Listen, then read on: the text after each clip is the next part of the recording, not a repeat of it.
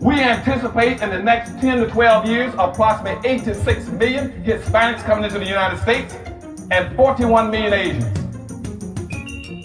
You have been the majority minority for 400 years in this country.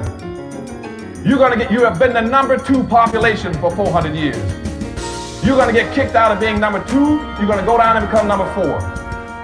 Now, common sense, even a 3rd grade education would tell you, if you didn't get anything when you were number 2,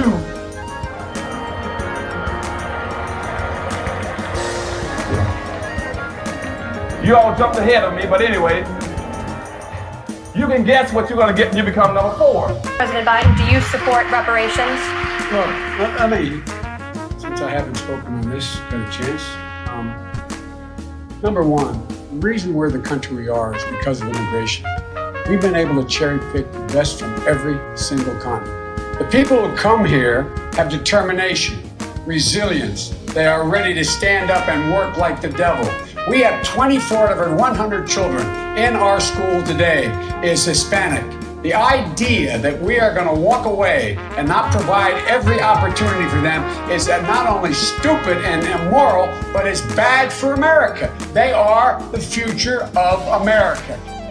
At the very same time that America refused to give the Negro any land, through an act of Congress, our government was giving away millions of acres of land in the West and the Midwest, which meant that it was willing to undergird its white peasants from Europe with an economic floor.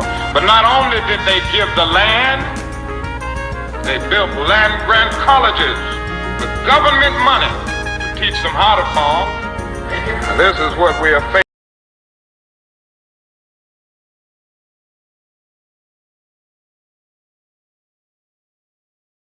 Councilmember Reed for hosting us.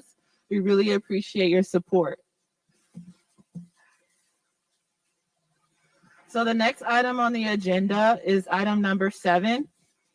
I'll turn to Member Montgomery-Steppe as well as Senator Bradford. And again, this agenda item is number 7, discussion and potential action. Advisory Committee report on preliminary recommendations on redress of the unjust taking of property via eminent domain and devaluation of Black businesses. You can proceed with your presentation when you're ready. Thank you so much. Thank you, Madam Chair, and I will start with the first portion of this presentation of unjust property taking, and it's been a pleasure working with Councilwoman Montgomery-Steppe as we move forward. It's the first slide. I'll wait for the first slide to come up.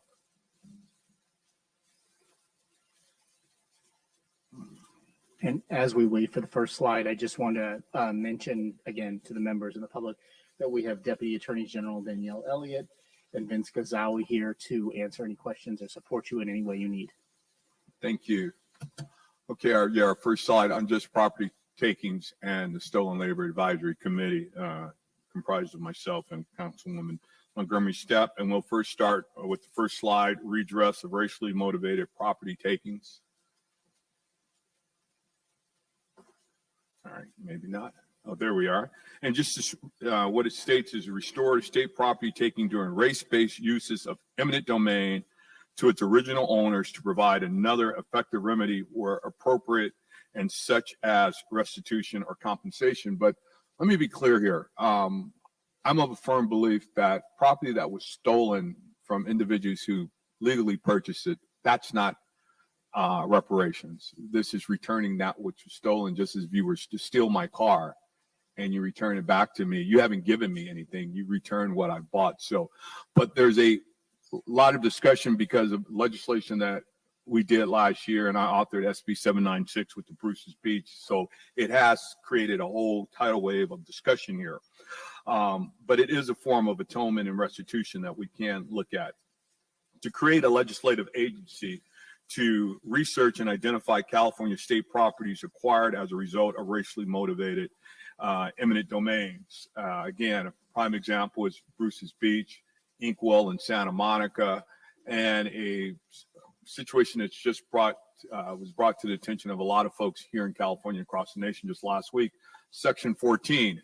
in Palm Springs, a area where African Americans and Latinos lived in the late 50s and 60s, and they were literally burned out by the Palm Springs Fire Department, a public safety agency that's designed to protect property. They literally burn these African American and Latino families out. So we definitely want to look at creating some type of agency to revisit that.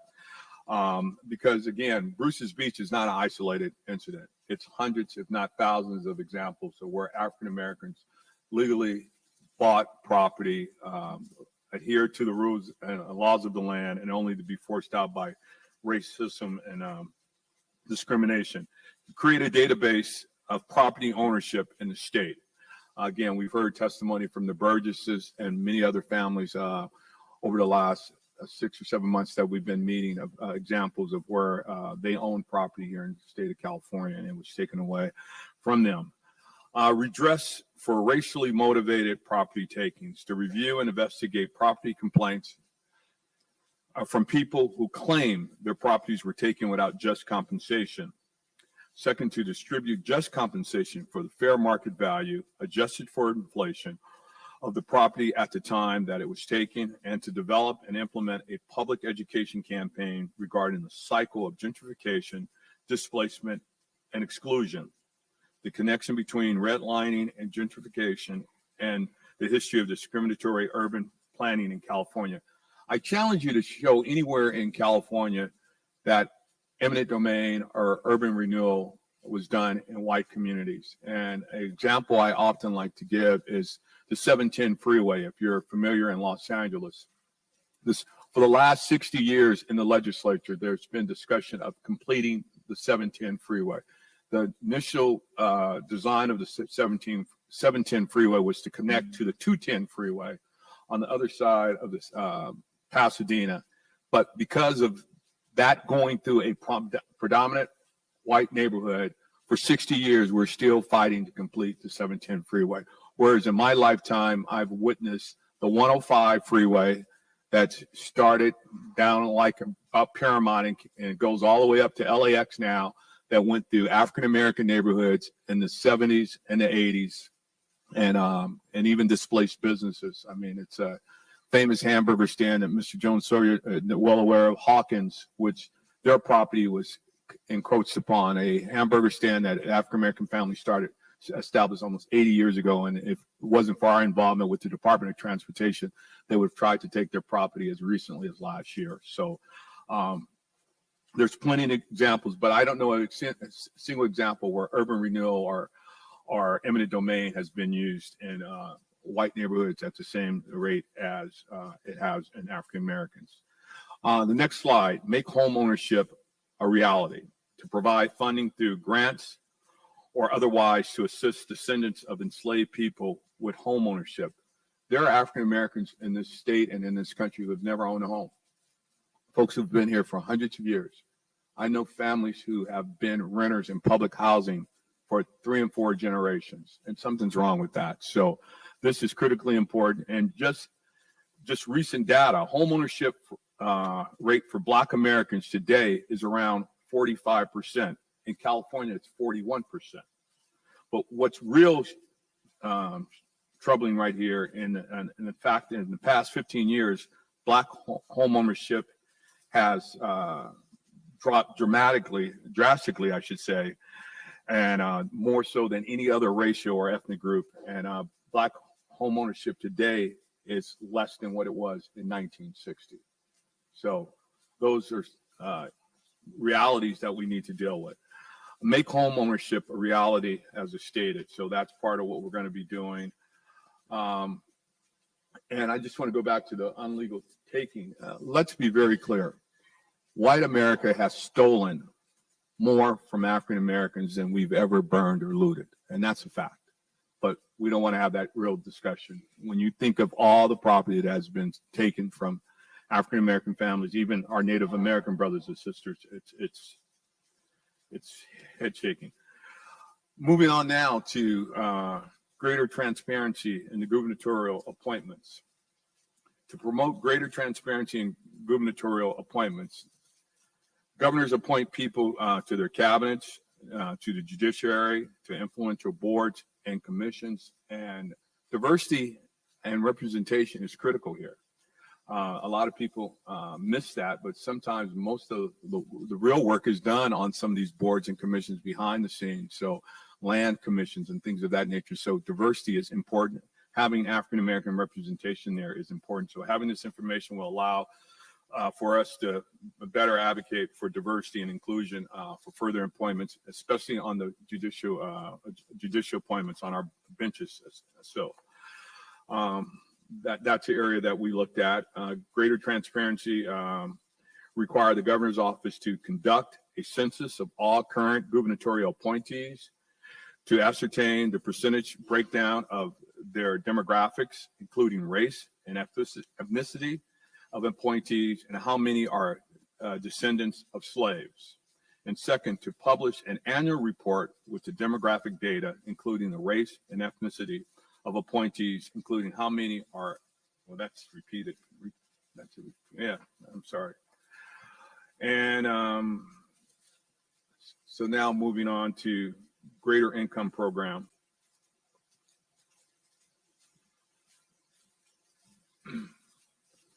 One and two are the same for some reason, kind of read the same. All right, next slide, please. Greater income program. To create a guaranteed income program for descendants of enslaved people. Guaranteed income programs have been shown to reduce income volatility, improve mental health, provide better job prospects, and provide greater financial security. California created the first state-funded guaranteed income program for foster youth.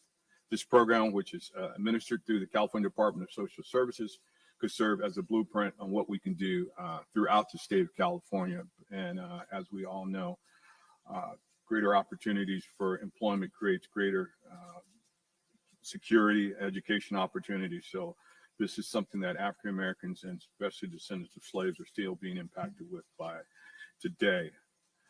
Licensure for people with criminal records. Address the challenges African Americans, including descendants of slavery, face with obtaining occupational licenses when they have a criminal record. Case in point, we just passed Proposition 64 6 years ago here in the state of California, legalizing cannabis. One of the provisions was to make sure that folks who were formerly charged or incarcerated with crimes involving cannabis would have opportunity. Here we are 6 years into an industry that is 85% white male dominant. We should all be concerned about that. And we have a social equity program. I authored the first social equity program in the country, and we're still struggling to get African Americans at the seat of the table. And we have a piece of legislation right now extending the timeline for provisional licenses for African Americans because, again, they're being denied those opportunities here in the state of California. And we can only attribute it to race because we have plenty of people who have the economic means to start the business. Many of these folks have been paying rent on a facility for over a year and still haven't been granted their license. One of the root causes of high recidivism rates is the inability to formerly incarcerated persons to attain gainful employment. We were just discussing that at lunch, where you have folks incarcerated on fire crews, have cosmetology skills and a variety of skills. And once they get out, they're not being hired by any fire department. They can't get a cosmetology license. They can't get a barber's license, but they've spent decades in a prison doing these jobs. So once they're home, they cannot do it. And nearly 30% of the jobs require licensure, some type of certification and clearance by an oversight board or agency. So we definitely want to, like I say, facilitate the employment of these individuals. This proposal could expand upon Assembly Bill 2138. First, it would consider eliminating or reducing the period in which a prior conviction for a serious felony can be held against a person, which is currently 7 years, with certain exceptions. The requirement too is to that substantially related criminal convictions be considered against a person with a criminal conviction could be changed to substantial and have a direct relationship to the occupation being sought. The revised standard could be considered for a shorter period of time than the current 7 years with certain exceptions.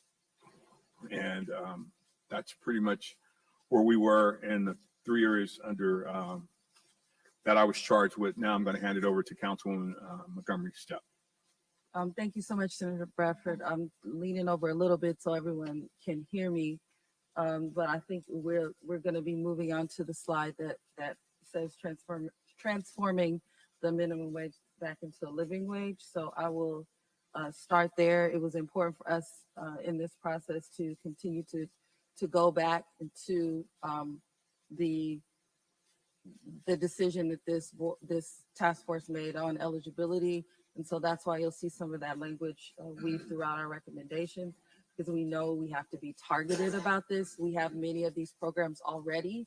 And again, African Americans do not benefit from them in the way that other people of color do. And that's just a fact.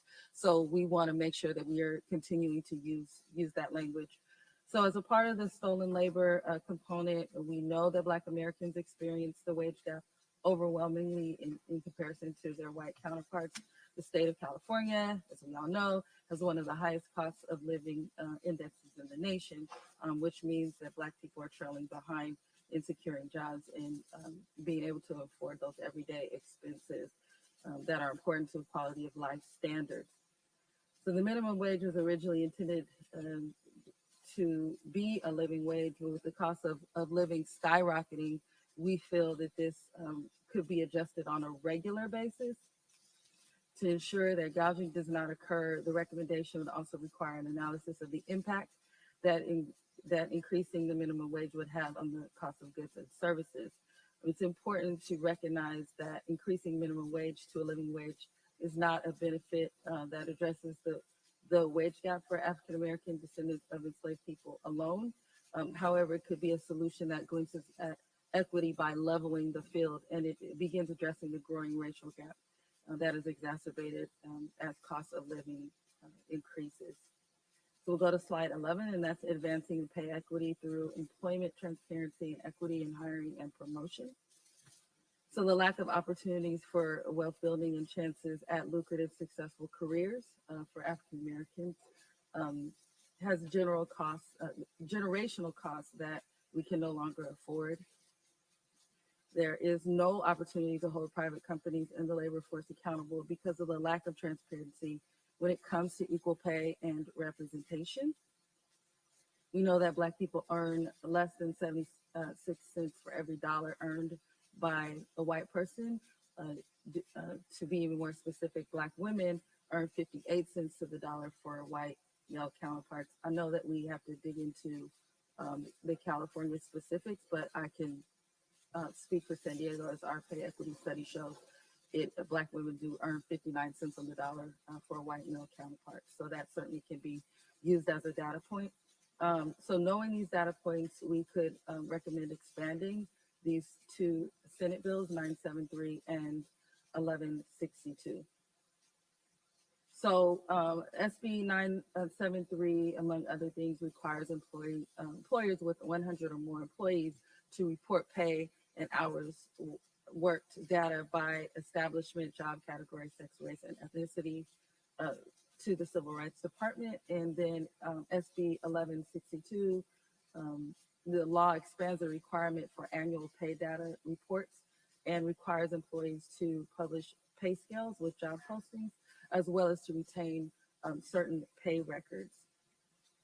If we go to the next slide, we'll just actually have those recommendations to expand those two bills in these ways, to require the Civil Rights Department to publish each private employer's pay data report, and also provide several forms for penalties to be assessed against employers for violating those requirements, and including other employers within the scope of those two Senate bills. So for professional career training, as we delve into professional career training, I think it's important for us to remember that the ownership of people was a measurement of success and wealth. And after emancipation, Black people were excluded from entire fields of service. We've had testimony here to that effect as well. And that discrimination continues through the wage gap and underrepresentation in many of our professional careers. And I think we should be at the next slide.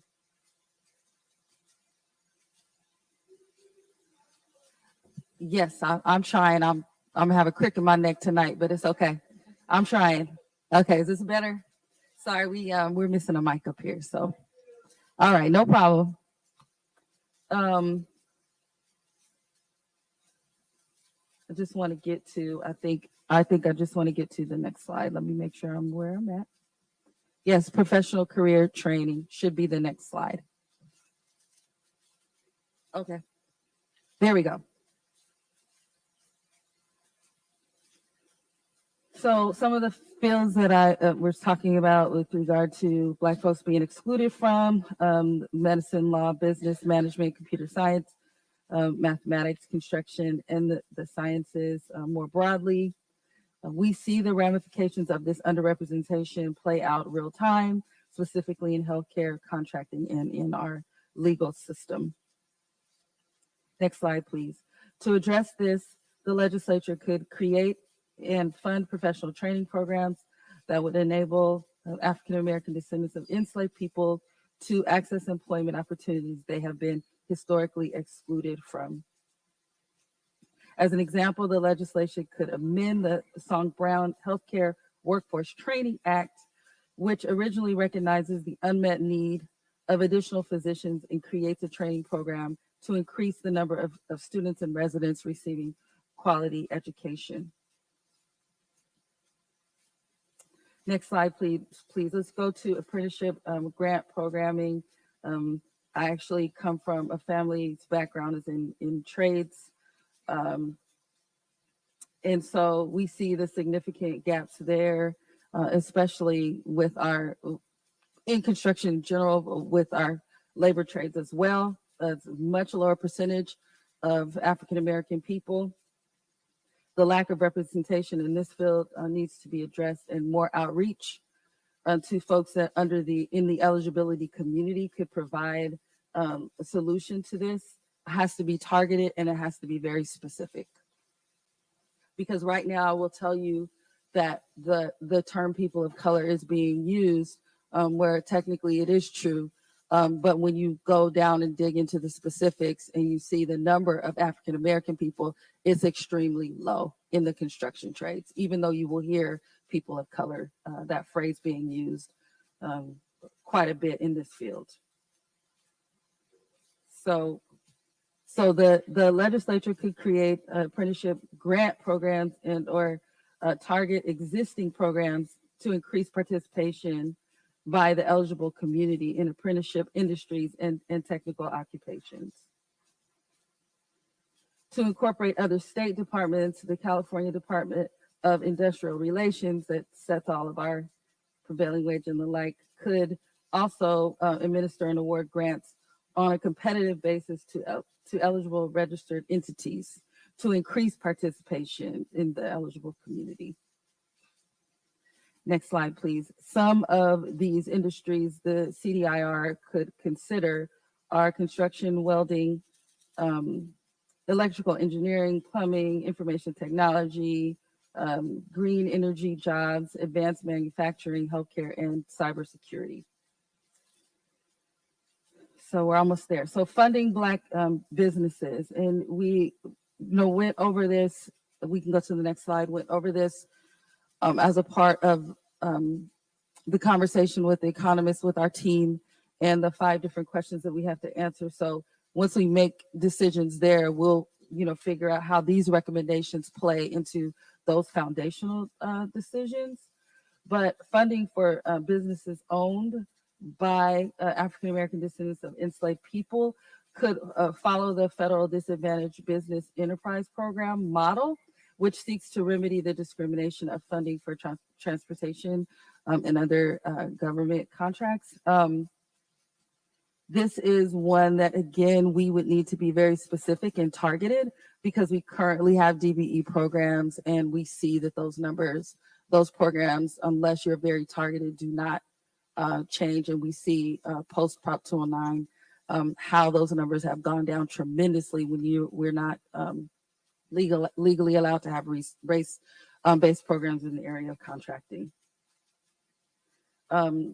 To address the disadvantages of this population in the business sector in California, we could create a small business investors fund, which would exist as a forgivable interest-free loan program available to owners of small businesses in Black communities.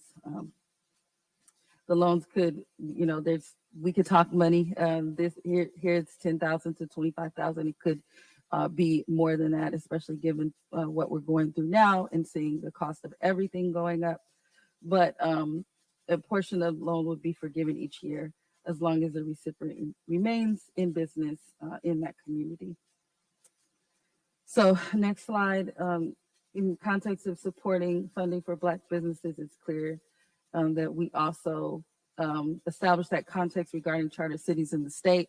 I mentioned that a little bit before, but we have to make sure that the language that we use or just be aware of the fact that charter cities do have some autonomy in that when we're putting the actual language forward, that we are definitely aware of that.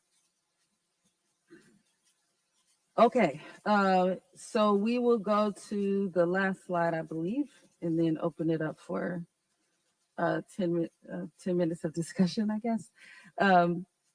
But so I spoke a little bit about this earlier, and we've also brought this up in the in previous task force meetings. And it's just, if we go pre-Prop 209, we can see that the numbers really have changed and gone down from Black contractors in particular being able to contract with the government.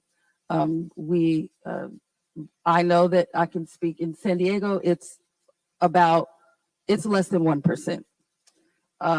And previously it was a lot higher than that when you could mandate these goals and ensure that they were met. It was much, much higher.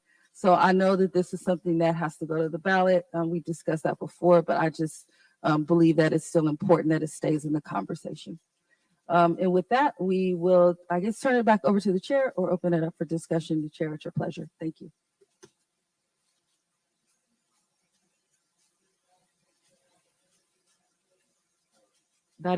Thank you, Member Montgomery-Steppe and Senator Bradford for that incredibly impressive and thorough presentation. I will defer to you all. Is there any discussion from task force members on the presentation? I just want to quickly thank our the attorneys that worked with us through this process and provided a lot of analysis for us. I didn't want to forget to do that. Thank you. And I would echo that too as well. Thank you very much.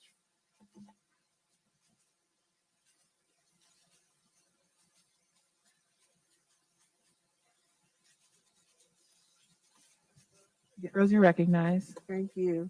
So this is, I want to thank you both. I want to sit with the information because this is not my area of expertise, so I need to study it a little bit. But I did want to offer a resource that you might consider related to the devaluation of Black business. There's an organization called AEO.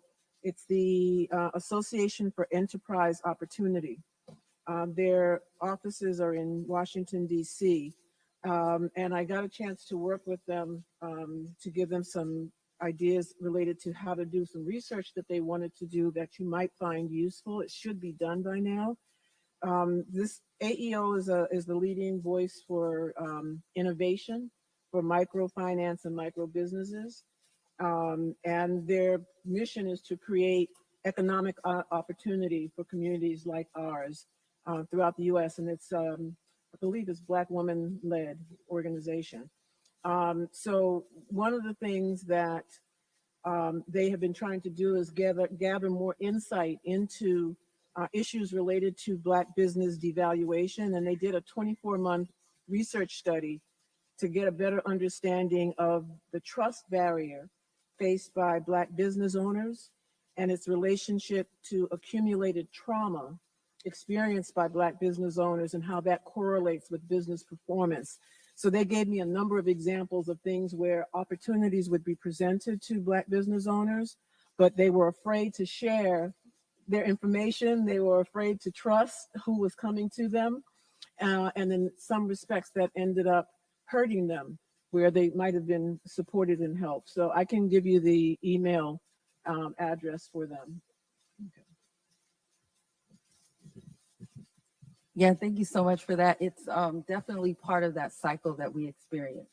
And but I said I, was very familiar with the trades. I'm also sort of like a baby that experienced Prop 209 when it passed because my parents were in business at the time.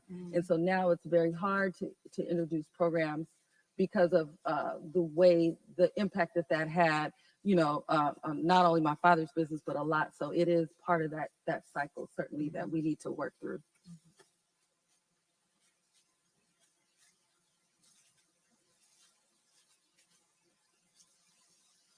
Okay. Yeah, I think this was a great presentation. I just want to thank you all for, keeping in mind the lineage standard and just being articulate about and thoughtful about incorporating that into your proposals. So it's great. Also, I want to take the time to acknowledge we have another elected official in our presence, Mayor of the City of Pinole, Devin Murphy. He's the first Black and the youngest mayor of the City of Pinole. Devin Murphy, can you stand up, raise your hand?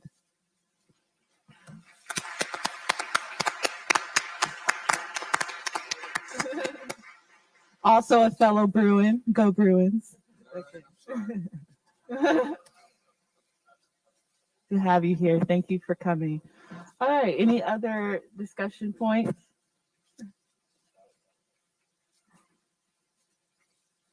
Michael Newman. So just to reconfirm again, is setting the table after each of these different modules. So we have now, this is essentially under submission. This is your opportunity to either issue sort of strong opposition to anything that's been said, hopefully not. Any additions that you might want included. Otherwise, be in communication individually with our staff, and we can incorporate them in. Otherwise, we'll return back with a report if there's no further comments.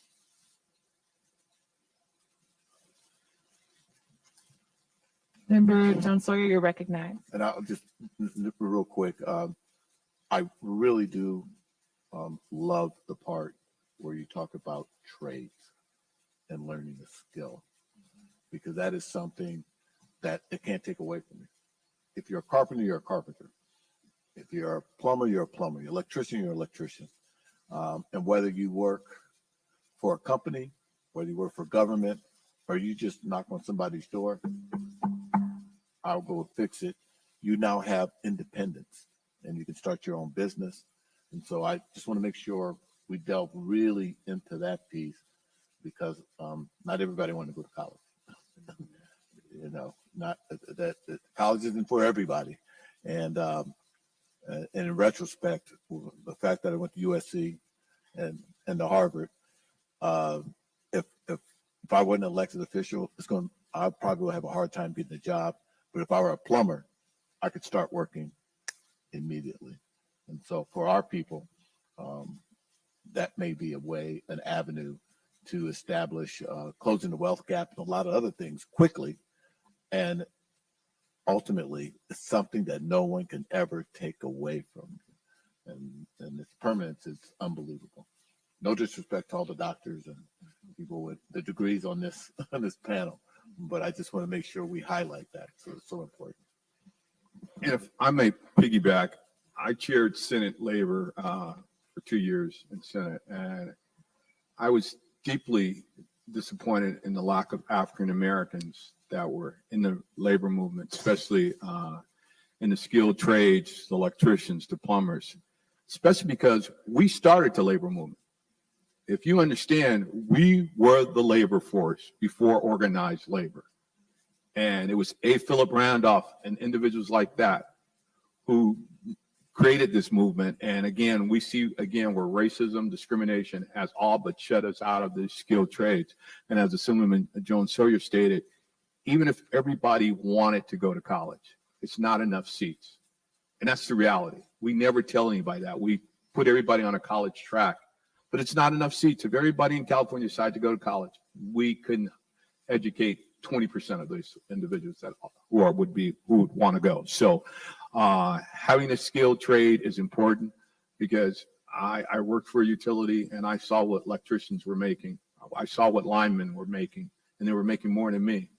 They were making $200,000 a year, but there were only 2 African Americans at Southern California Edison. So it's key that we do grow this space and include this in the discussion as well.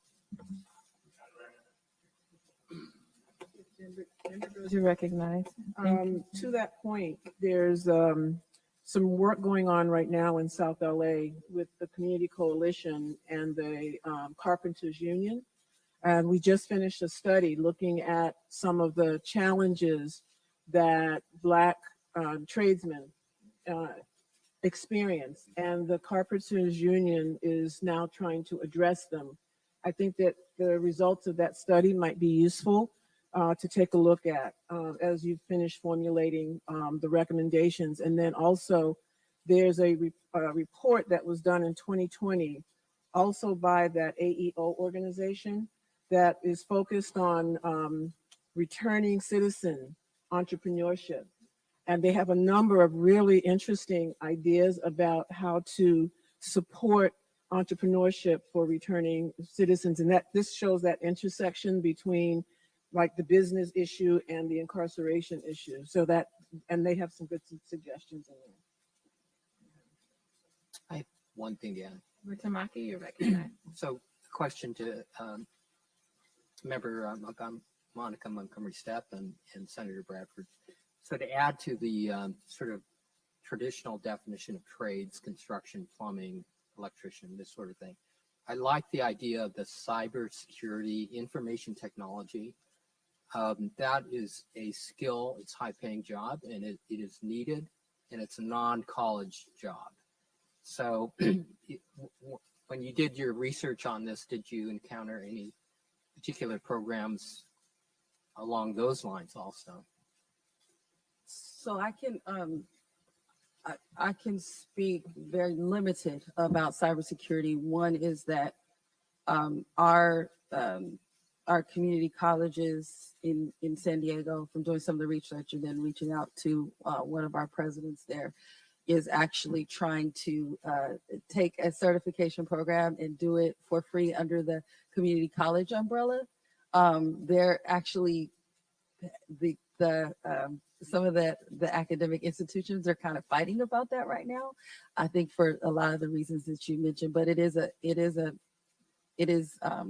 moving more toward equity so that a larger number of people will have an opportunity to engage in that space, because it's huge.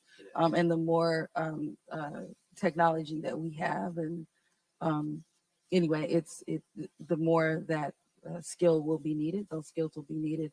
So that's from very limited experience, what I've seen so far, and can dig a little bit more into, what they're doing to expand that program. Again, while just keeping in mind that, these programs are out there, but we're here to figure out, how we can right the wrongs, of the past for the community of eligibility. And just to piggyback on that, not cyber security specifically, but I have a nonprofit in my district that started in Watts, headed up by African-American woman, Barbara Stanton. And they're teaching young kids to code, animation, all animation, I should say, all those things. When the movie that's coming out, Avatar, The Way of the Water, they were even having folks from the movie studios. I mean, these are great careers, again, that do not require a college degree. And so that's some of the work that they're doing, but it needs to be expanded. But Barbara Stanton, as Mr. Jones Sawyer knows, she's been doing a great work, but she needs help. And these programs like that are going into our schools and identifying these young African-American kids and teaching them that skill set. Thank you. Thank you both for that excellent presentation. Great. And thank you as well to the DOJ attorneys. Do you have any comments related to the work that you worked on?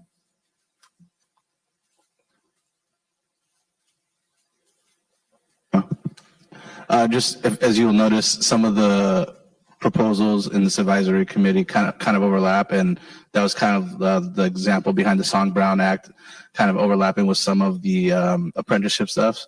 And so hopefully that maybe could be considered as a model for some of the stuff that the task force members were discussing.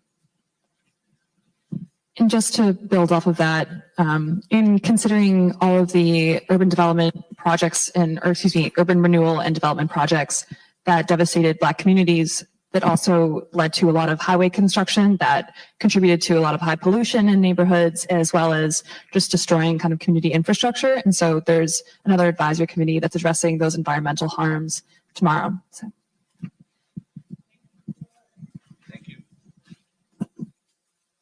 Okay, so we are on schedule. The next item on the agenda is item number 8, witness panel, local municipal reparations efforts. So at our hearing in September, the task force voted to invite leaders of local and municipal reparations initiatives for African Americans currently happening in real time across the state. So this is an opportune time to learn from these leaders so that they can share their incredible work. And so that we can have a symbiotic conversation about how the state-based task force could inform the work they're doing, and then vice versa, how their work can inform what we're doing as well. So the first person that we will recognize, most of our witnesses are joining us remotely. The first witness will be Darlene Flynn, representing the city of Oakland. She is the director of the Oakland Department of Race and Equity. Since 2016, Ms. Flynn has served as the director of the Department of Race and Equity in the city of Oakland. Ms. Flynn has more than 10 years of experience implementing systemic change and increasing racial equity in city government. She was on the ground level in developing the Race and Social Justice Initiative in the City of Seattle's Office for Civil Rights. We can applaud Darlene Flynn for her work, and we're looking forward to her testimony. Thank you. Thank you so much. Good afternoon, commissioners, and thank you for having me here today. The theft of American Indian land and free labor from stolen people of Africa are no doubt the original sins that stain the very foundation of this nation and its federation of states, including California. If the harm had stopped there, it would have been tragic enough, but as well documented by the Commission's report, the damage went well above and beyond to bring us to the conditions that cities and our Black residents are experiencing today. The government-sanctioned withholding of freedom from terrorism, land ownership, labor protections, public education, healthcare, public aid, full access to democratic participation, fair treatment in the justice system, and other forms of discrimination is the explanation for the disparities in life outcomes that are consistently stark when comparing Black and white residents' situations. So cities like the city of Oakland are microcosms of the resulting conditions that this history has caused. Conditions of low opportunity and danger combined with being either neglected or targeted for more harm by the government has had a catastrophic impact on our communities. And these conditions have traumatized Black people and Black community, and the damage is now amplified by relentless repetition over many generations. So the city of Oakland does not actually have a reparations program. I'm often asked, and have been asked many times since I got here, if the Department of Race and Equity is doing reparations. Is that what we're here for? And I've been very adamant consistently in saying that that would not be possible for my department to do. My department of four professional equity staff people did not bring with it the amount of money that would amount to reparations for the harm that government has done. We do have one of the most robust race and equity programs in the state of California. It is extremely well structured. It is well designed to begin to address some of the local impacts of the harm that has been done as best we can with existing resources and new resources as they might occur. But it really is a reworking or reframing of existing resources into more equitable practice of application over time to begin to hopefully reduce some of the extreme racial disparities that we experience. But the bad check has yet to be covered, and many cities like Oakland with high Black populations are struggling with the vast repercussions of systemic anti-Black racism that has been metered out at every level, including the city. Cities definitely participated in redlining and other mechanisms of racial discrimination, but the depth of the harm has flowed from top to bottom. So it is very difficult for us to deliver the level of repair that is needed for our communities with the resources that we have on hand. It just doesn't pencil out that way. So what we do is we build our staff's capacity to analyze the outcomes of our actions now, the actions we're taking now toward our communities that have been marginalized and harmed by racism. But what we're doing is looking forward. We're mostly forward looking, saying, how can we begin to perform differently now? How could we transform city government now in order to, over time, produce a different relationship with our communities and different outcomes for the people who live in them? And I have now lost track of my notes because I started to just go off script. So we work on building our staff's capacity to use different tools, different approaches to analyzing racial equity impact in our actions and in designing new actions for the future, new policies, programs, and procedures, but also in retooling our existing practices so that we can begin to root out the elements within that are just naturally embedded in those practices that are not helping and might be harming. So we have fairly recently, begun to have some conversation beyond that in the city that is very more adjacent to reparations and will hopefully stretch us beyond this, working with what we've got to do better because we know better and because we've built the capacity inside the organization to do better, into a more expansive vision. In June of 2022, the Department of Race and Equity delivered to the City Council a literature review report on the harm of government policy and projects on West Oakland, a historically Black community here in Oakland. And this activity was per their request, and it was under the leadership of Councilmember Carol Fife.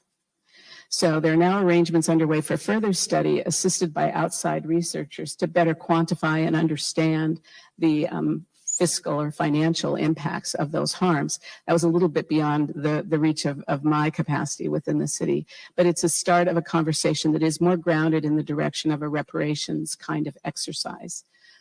I just want to mention, your report was so powerful that we did some mining in it to help frame up some thinking that I've been having about reparations and how reparations might best particularly work at the city level, where we have this gap between what is needed to repair the communities and what we have on hand and are likely to have under current systems. So when we're doing transformative racial justice work in an institutional setting, we take root causes very seriously, and that leads us to the history of how communities have been positioned in the conditions that they're in now. So in service of framing solutions, I want to pivot from focusing on trauma and scarcity to focusing on examples of access to opportunity that were also covered by the Commission's report. It is a matter of history that while anti-Black racism was being hardened into our society, opportunity and subsidies were being heaped upon white residents and citizens of the U.S., right? So there were two things happening at the same time that assisted in the enormous disparities we see now. The Homestead Act gave land almost free to white settlers and largely white settlers only. There were subsidized low-cost loans for home ownership, but almost all went to white families through redlining between 1934 and 1962, over $120 billion of new housing subsidized,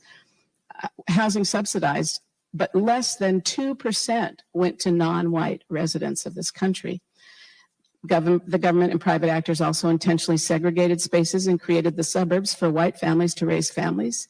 in wealth-generating homes and good schools, healthcare, jobs, and municipal services, and largely did not allow Black families to move there. Today, 62% of Black Americans are in segregated cities like Oakland, California, in inner city neighborhoods that are socioeconomically vulnerable and have higher crime rates, while most Americans are in highly advantaged neighborhoods.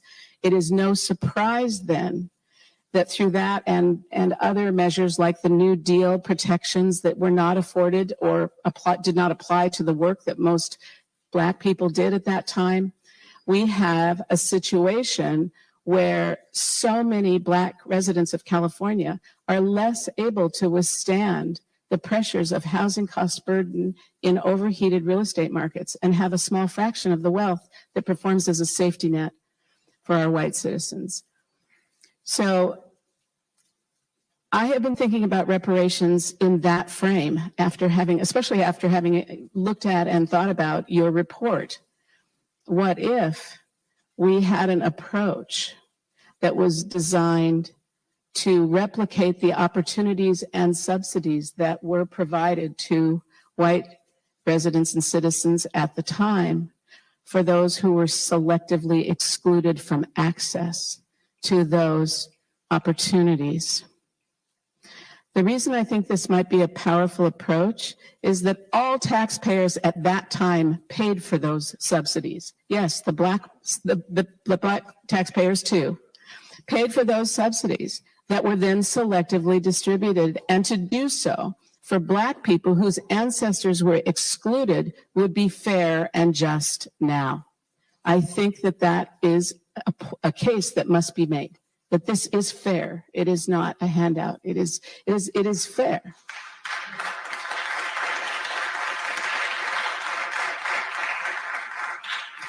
Now, I must acknowledge that it will cost more now than it did then.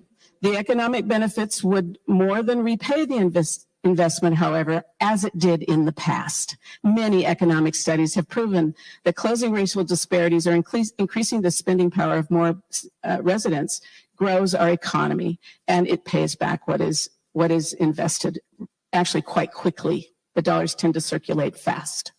So perpetuation of racial inequity is an ongoing economic drain, or investing in communities that have been excluded from that investment for more than 100 years on the West Coast would be an advantage. The state of California is posed to become the 4th largest economy in the world. The state of California could do this and model it for the rest of the country. This is a profound opportunity to both meaningfully serve Black residents who've been left behind, and we could change the world. Thank you again for the time to speak with you this evening.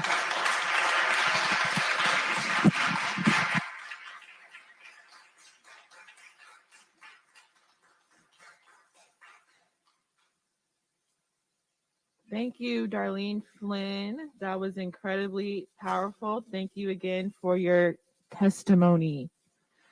And thank you for your invaluable service to the city of Oakland. Oh, we will have questions at the end. Yeah, you can just stay. I can do that. The Thank only you. person who's coming in person, so you can just stay right there. Okay, so for the remainder of the witnesses, you all have 6 minutes to present, I'm being told. So the next person to present is Supervisor Nate Miley of Alameda County. Nate Miley was the first elected to the Alameda County Board of Supervisors, representing District 4 in November 2000, and is currently serving his 6th term representing portions of the city of Oakland, the city of Pleasanton, including the adjacent unincorporated communities of Castlewood, Happy Valley, Ashland, Castro Valley, Cherryland, El Portal Ridge, Fairmont Terrace, Fairview, and Hillcrest Knolls.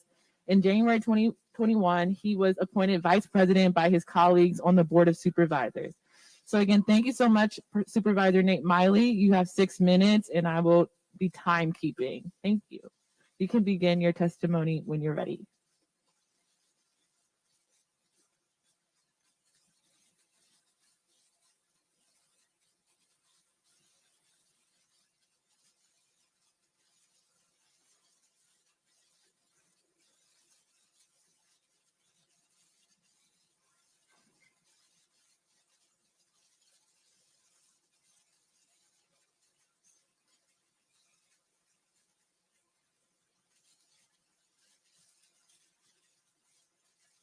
In 2011, advisors in issuing a formal apology for counties' perceived role or difference to the lasting legacy of slavery. In 2020, I authored a resolution to reaffirm that Black Lives Matter and spearheaded the county's ad hoc process on racial justice and police reform following the murder of George Floyd.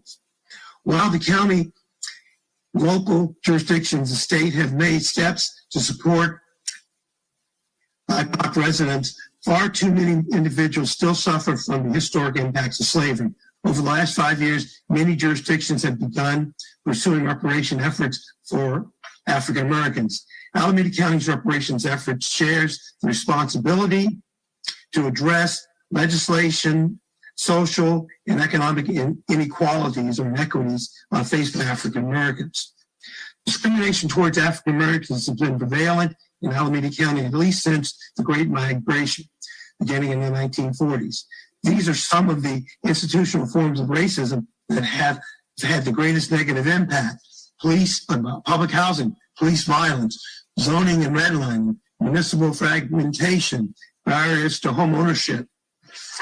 Also, we have seen that through municipal fragmentation, the white flight has produced the efforts that have generated a lack of resources in certain communities. As capital left the urban core of the East Bay, most residents of color were unable to follow it due to systemic restrictions. Segregation of densely populated, high poverty areas along I-880, lack of access to community resources such as childcare, health, and economic support for residents along the corridor. In 2015, a study found that white residents were 7 times more likely to live in a community with adequate access to resources. Go on, as we begin to develop a proposed structure for what reparations efforts could look like in Alameda County, we spent a great deal of time looking at what other jurisdictions have done across the country. We've looked at a number of models throughout the country: Asheville, North Carolina, Evanston, Illinois, Tulsa, Oklahoma. We've talked to the city of Oakland, San Francisco, and we're all in contact with the city of Hayward, for example. Recently, the Alameda County has pursued an Office of Diversity, Equity, and Inclusion that can serve both as a clearinghouse of best practices and better coordinate efforts across the county. The county administrator presented a model for Office of Equity, Diversity, Equity, and Inclusion to the Board of Supervisors at our work session in October 2021. The board recently approved the creation of 2 new job classifications to support this office. Many county, and within this office will take the responsibility for spearheading our efforts around reparations in the county, but that office won't be exclusively restricted to reparations. Many county agencies have already concerned themselves with setting up equity offices and have created their own plans to address it. What we're recommending through our efforts around reparations is to establish a structure and develop a plan. I'm recommending to the Board of Supervisors that we form a Reparations Board of Supervisors ad hoc committee and also create a Citizens Commission, which will conduct community listening sessions and then ultimately come to the Board of Supervisors with an action plan. That is extremely important to create this ad hoc Board of Supervisors committee from which the Citizens Appointing Committee could report its results and conclusions and findings. The committee for the board would oversee formation of the commission, observe listening sessions, receive reports from the commission, and oversee the creation of the plan. The commission itself would create a new commission with members appointed by the board. Qualifications must be that an individual is from the county, and report to the ad hoc committee that the board creates. I'm proposing a 15-member structure with each member appointing 3 members to the commission, each board member appointing 3 members to the commission.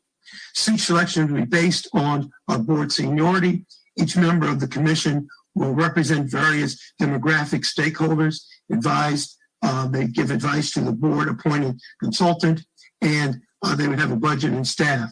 The scope and purpose would be to make short, medium, and long-term recommendations that will help to provide significant and lasting progress toward repairing public and private systemic discrimination that has occurred in our county. The listening sessions itself are extremely important because we need to educate folks. We need to have truth telling. We need to get out and dispel the notion that reparations is not something unnecessary. These listening sessions would be facilitated.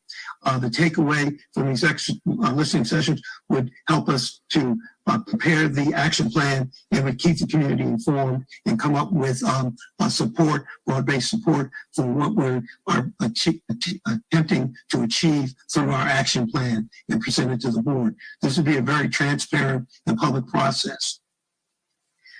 The board will take up this matter next year in 2023, and ultimately the commission, after developing the reparations action plan and presenting to the ad hoc committee, will then take it to the board of supervisors for the board to sign off. Now, I don't know how much time I have, but to recap, in 2011 of June, we adopted the resolution to formally apologize for slavery in Alameda County, any role the county played in that. In October 2020, the board adopted a resolution which pledged to adopt an action plan. In July of 2021, we had interdepartmental working groups looking at reparations and an action plan. In November 2021, the board received an update on reparations. In January 2022, under the authority of AB 1466, the county auditor began to work on a redaction project to deal with deed restrictions that are no longer enforceable, and giving people an opportunity to remove those from their deeds. In August 2022, I hosted a reparations community town hall meeting with representatives from the state's task force, including both Donald Tamaki and also John Scott Lewis. In November 2022, we collaborated with the City of Oakland on the Russell City Reparations Justice Project, which works with former Russell City residents and descendants to explore appropriate reparative responses to the forced relocation of Russell City residents from their homes, of which the county played a role in that. And then now, this month, I'm presenting to this body, and the board just approved the two job classifications to get our Office of Diversity, Equity, and Inclusion underway. So thank you so very much for allowing me to speak. I went fast because I wanted to get it all in 6 minutes.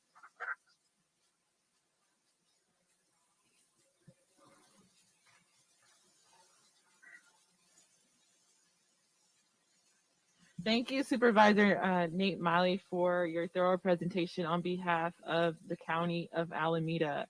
We look forward to continuing this conversation in the future.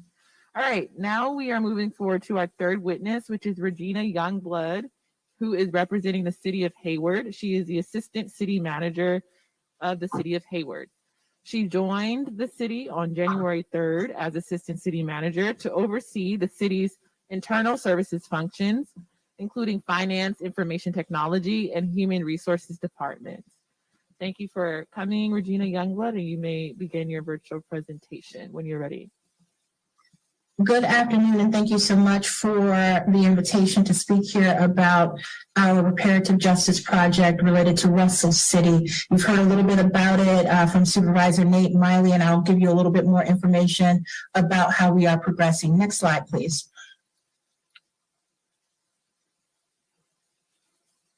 So this project arose from a decision by our Community Services Commission to make a recommendation to our City Council that a formal apology be issued for the forced relocation of Russell City residents from their homes and businesses. The City Council unanimously approved the resolution to apologize in November of 2021. And I'll talk more about that resolution in the coming slides. Next slide, please. Next slide, please. So Russell City, if you don't know, was an unincorporated area in Alameda County near San Francisco Bay shoreline. It initially was obviously inhabited by the Ohlone people, but it was an arrival point for immigrants to the San Francisco Bay area, and it began to be inhabited by primarily Danish immigrants. But after World War II, Russell City became the home of many Latinos from Mexico and Puerto Rico, and then Black families also began to become residents of Russell City as they were fleeing racial terror in the Deep South. Russell City was lacking in sewer lines and reliable electricity due to Alameda County's refusal to provide these services, and the area was eventually designated as a blight.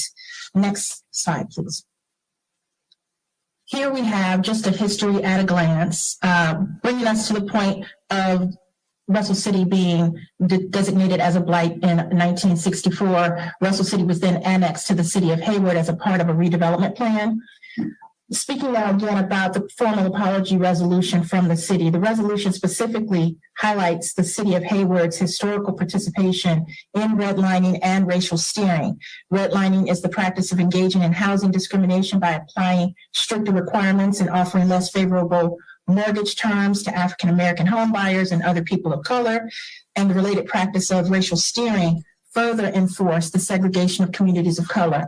Alongside racist home loan practices, developers and real estate agents actively guided and steered people of color away from housing in white neighborhoods. This was done through explicit policies in the form of restrictive covenants or prohibitions against the sale of a property to people from non-white racial groups, often formalized in deeds or through advertisements of restricted or exclusive developments. So in 1966, the last of Russell City buildings were demolished by eminent domain, and the last of the 1,400 residents were relocated. As you know, the city apologized for its role in this practice in 2021. And in 2022, the Russell City Reparative Justice Steering Committee was established. Next slide. You will notice that I'm using the language of reparative justice and not reparations. That is because the work that we are doing with the City of Hayward's Reparative Justice Project wants to recognize that we're using a multicultural lens. We want to recognize that there were all types of people of color that lived in Russell City, and also individuals that are not people of color that lived in Russell City. And we are seeking reparative justice for all of those individuals that may have been impacted in a negative way by the City of Hayward's actions. Next slide. So we are approaching our project in 4 phases. The pre-work phase, which was identifying some academic researchers that you'll hear about in the next slides to help us put the pieces of what happened in Russell City together. Phase 2, where we are right now, is in establishing our project's steering team's governance structure. Then our project steering team will design and develop proposals to make recommendations to the City Council. And in the final phase, the City Council will consider those recommendations and decide upon which recommendations, if any, they'd like to approve. Next slide, digging a little deeper into how our steering committee was established. More than 150 individuals signed up to participate in the project. All 150 people identified themselves as either a former resident or descendant of Russell City. The community was then asked to identify a core group from among them to serve as leaders for the project. Once the general purpose of the steering committee was established, the community decided that they wanted to have a steering committee that consisted of 11 core members and 2 non-voting alternates. The city helped to facilitate a nominations process, and then the community created a candidate questionnaire for candidates to complete. Responses to the candidate questionnaires were shared with the community, and candidates were given an opportunity to address the group. Following candidate speeches, the community was given the opportunity to vote their preferences through a city facilitated platform. To honor transparency, The city established a project website where meeting information, presentations, and meeting records are posted. The project site also includes all of the details about the steering committee selection process. So there were 55 people made nominations to the steering committee, leading to 38 individuals who were nominated. 64 people decided to vote in that process, and that led to the 11 core steering members that we have and the 2 alternates. Next slide. Just a little bit of 1 minute. 1 minute. A little bit about the researchers who are helping us in this work. Elizabeth Brown, PhD, is a professor in the Department of Criminal Justice Studies in San Francisco State University, and George Barganier is an associate professor in the Department of Criminal Justice, and he is also a PhD. Next slide, please. So challenges and opportunities. There's no guidebook for the work that we're doing. There are very few examples and none completely compared to our project. So we need to find out, how to do this work together. We're in a space of co-creation with the community, and that's difficult because they have an understandable distrust of the city and those of us who are working with them as the representatives of the city. So that makes building trust difficult and hard, and the work is challenging. And the long-term impacts of redlining and urban renewal are still unknown, and it's hard to quantify. So, finding the records, putting the pieces together, building the trust, and then trying to quantify the impacts are some challenges and opportunities for us. Thank you. Thank you so much for your presentation and representing the city of Hayward, Miss Youngblood. So the next the next person that we'll hear from is Dr. Kirby Lynch, who's the Senior Program Manager at Sarah's Policy Research, representing the city of Vallejo. Dr. Kirby Lynch, she, her, is a critical Black studies scholar of human geography, political economy, and intellectual history. Kirby currently serves as a senior program manager for Sarah's Policy Research and conducts social science research on community reinvestment, racial equity analysis, and reparations policy implementation. Additionally, Kirby is a small business owner in Vallejo, California, with Liddell's Shoes, and is a part of the Solano County Black Chamber of Congress. Glad to have you, Ms. Lynch, and you may begin your testimony, and Patrice El Taraji as well, a community builder and educator. Okay, point of order, Chair. Can we request our full 8 minutes for our presentation? We traveled far, had to secure childcare, and had to take time off work. Yes, absolutely. All right, thank you. Well, good evening. And then who will be assisting with slides? You? Just say next slide. Thank you. Thank you all, Reparations Task Force, for your time today. My name is Dr. Kirby Lynch with Series Policy Research. I also support research for San Francisco Reparations Movement, the City of Richmond, and our newly established Reparations Task Force in Contra Costa County. Also want to shout out our partners with Marin City, who are also active in the reparations movement. So my name is Patrice El Taraji. I was born in San Francisco Bay Area and raised mostly in the city of Vallejo. Vallejo is the home of numerous Black neighborhoods that are now under the threat of gentrification and rapid displacement. Many areas are largely segregated, with most residents paying more in rent than they actually can afford. With surrounding areas like SF and Silicon Valley quickly becoming too expensive, new residents are willing to pay more, and Blacks are swiftly being kicked out of neighborhoods that they were already struggling to survive in. Okay, and the next slide. So again, the reason why we are here, we are a grassroots movement, but we are actively working with our city government to secure proclamations and resolutions to support reparations. But for you all, within the following areas of housing discrimination, eminent domain, and the unhoused crisis, the city of Vallejo is a key target for you all to include in your final recommendations. We are the home of numerous historic Black neighborhoods. We have had Black people in the city of Vallejo since the 1800s. Again, Vallejo is located in Solano County, the highest Black population in California per capita, and it serves as a critical site to study patterns and trends in life expectancy and exposure to environmental harm. Thirdly, Many may know, and this is the only mention of Vallejo in the interim report, but officers with the Vallejo Police Department killed 19 people from 2010 to 2020, but no Vallejo police officer has been found to be criminally liable for killing a civilian while on duty. There, with these officer-involved shootings, over 48% of those shootings included Black men. So also another prime site to study mass incarceration, sentencing, and unwarranted police violence. Next slide. I want to give it over back to Patrice Taraji, a grassroots organizer who will provide her lived testimony. Between 2000 and 2015, as housing rates rose, historically Black cities like Vallejo lost thousands of low-income Black households. The areas most affected by the continuous segregation show correlation to the redlining maps dated as far back as 1878. These patterns of racial segregation are not natural or simply the result of individual housing preferences, but the byproduct of exclusionary policies as well as private housing discrimination. Policies have been written as a way to intentionally separate and withhold resources necessary in the ability for someone to participate in the same growth that urbanization is so eagerly chasing. Although Vallejo has the highest Black population in California per capita at 16.87%, the Black home ownership rate is only 40.2%.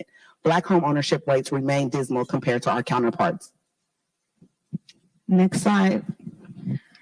So again, there are a host of really key areas for you all to study, particularly in Vallejo. This was actually a graph I was working on with Chief Shawnee Williams, who was the prior first Black police chief for Vallejo, California. He actually resigned last month due to racial hostility in the work environment, but he was actually doing a lot of data to actually bring out, again, Black male vulnerability to police violence in the city of Vallejo. And so here's an example of some visualization. Next slide. So please check that out. And then Patrice will now talk about, again, the school to prison pipeline and the vulnerability that Black youth face in the city. Along with the housing injustices in Vallejo, Blacks have suffered greatly within the school district. Although Blacks only make up about 25% of the population, Black children account for almost 2/3 of suspensions and expulsions handed out within the district. From my experience as a teacher and a counselor, Black children were unfairly treated and there were not specific programs in place to help our children be successful based upon their racial experiences. So as you can see from the visualization, it is very much so statistically relevant how much African Americans overrent suspension. And the next slide. They also overrepresent expulsions. Next slide. And as you can see from this. And so again, another critical site, if you all need the data to make the case in point, please reach out to Vallejo, California. Next slide. So the work that has been done so far, again, we are a grassroots organization, but we work collaboratively with our city government to actually get resolutions and proclamations in this area. Thus far, we've had 2 community testimony sessions, one in May 2020 and 22 in August 2022. This was supported by the anchor organization CJEC and ARC and was held at a Black-owned business, Liddell Shoes, in downtown Vallejo, which is a historic Black business district.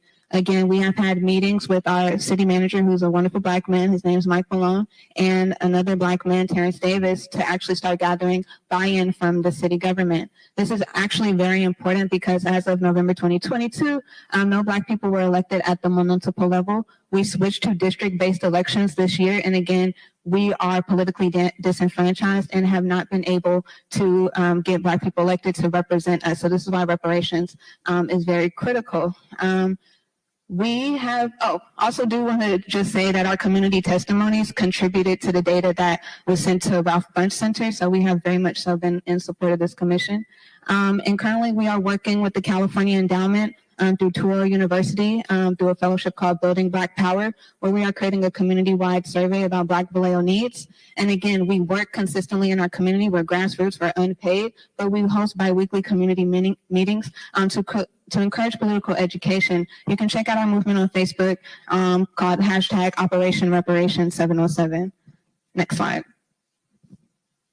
Again, this is just an example of some of the survey questions we're asking our community because, again, the community actually knows what they want, and we want to be able to turn this data over to you all to, again, start making recommendations for programming. Next slide.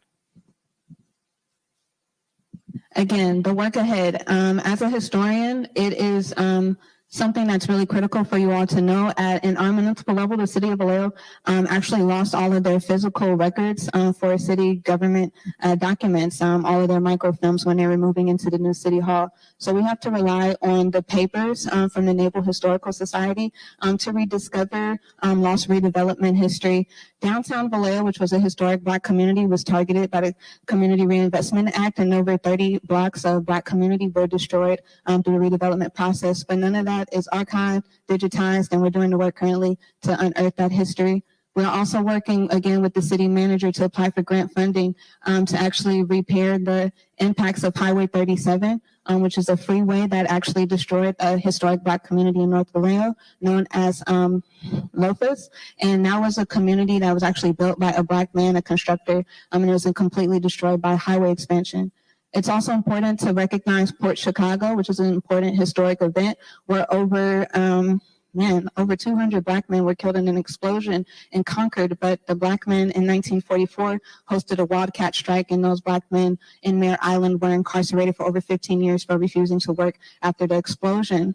It's also important to understand that we have a rich history in Vallejo of Black people participating in the Bear Flag movement. We have the sole Black man who's in the Society of Pioneers, which recognizes the founders of the state as John Grider, and he comes from Vallejo, California. Sharon McGriff-Payne has been doing this work.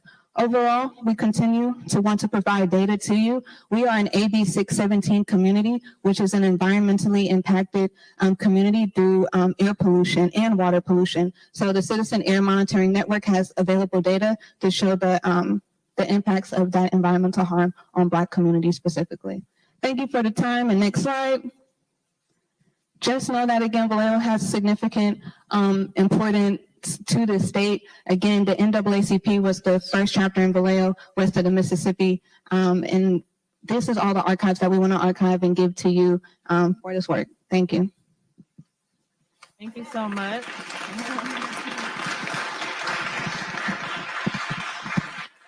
Thank you for reclaiming your time. And I meant to say your bio, Patrice Taraji. You were born to the proud parents of Little Joe Lewis Sr., originally of Foxworth, Mississippi, and Geraldine L. Christian Lewis, originally of Richmond, California. Patrice Taraji is a longtime community organizer and has served in multiple capacities within the city of Vallejo and the Vallejo City Unified School District for over 15 years, serving the youth and the homeless population. Thank you both for your presentation.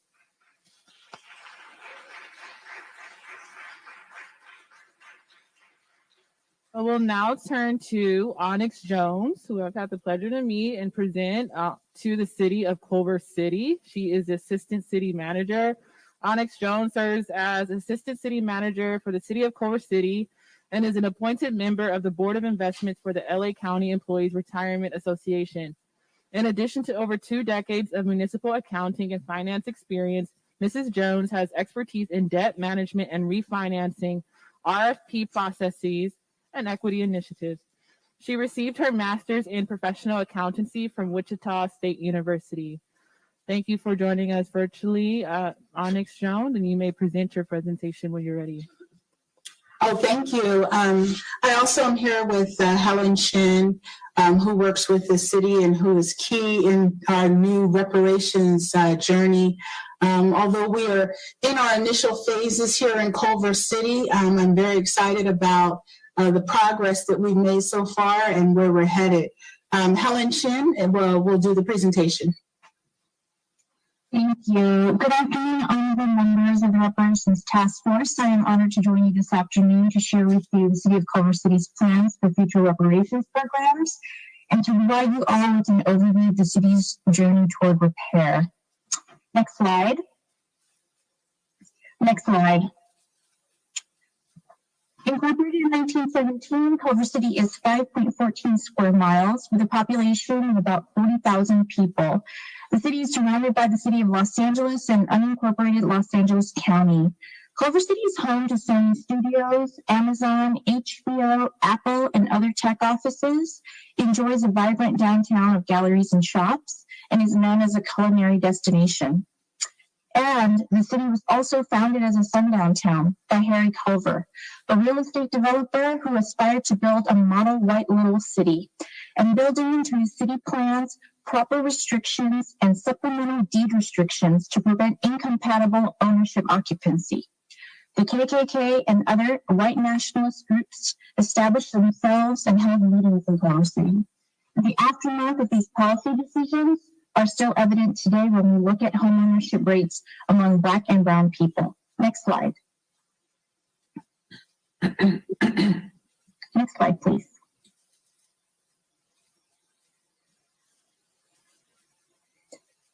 So holding the truth of this history in mind and recognizing the long-lasting legacy of these policy decisions, Culver City continues to envision a future where all people housed and unhoused experience belonging and well-being and can live free from harm. And to achieve this vision, the city has taken some initial steps to undo the institutional racism baked into its policies, practices, and procedures. And to truly move toward repair, the city must face its own history, understand the harms caused, and take meaningful steps toward healing. Next slide. So this chart provides a broad overview of the efforts the city is undertaking. These efforts started a few years ago and are now being consolidated under the city's to-be-developed Racial Equity Action Plan. And this plan will inform the priorities of the city to pursue equity, racial justice, and belonging in its policies, practices, and procedures. So these efforts being presented are not in any particular order. So in 2020, at the direction of the City Council, the city initiated a public safety review. And one of the immediate outcomes of that effort is the creation of a mobile crisis intervention program that will send unarmed crisis counselors to respond to mental health and or behavioral health calls instead of sending police officers. The city is also part of the Government Alliance on Race and Equity, a national network of cities and counties working toward racial equity. The city also is part of the My Brother's Keeper Alliance, and in early 2020, before the pandemic, the city launched a local action plan with the school district to implement a cradle-to-career strategy to ensure that Culver City youth, especially boys and men of color, and all young people can reach their full potential. And these partnerships ensure that Culver City's efforts are grounded in truth and are being developed with input and support from local, regional, and national communities and partners. And the highlight of today's presentation is the historical context study, or the reparations study, which is the city's first step toward developing future reparations programs. And this is a current priority of the City Council. Additionally, the city has submitted a grant application to assist in developing a possible universal basic income pilot project in the coming years. And lastly, in summer 2020, the city formed the Equity and Human Relations Advisory Committee. This is an advisory body to the City Council or to the city manager, and is formed to recommend programs, policies, and activities that promote positive human relations and equitable outcomes and opportunities in all aspects of community life. Next slide.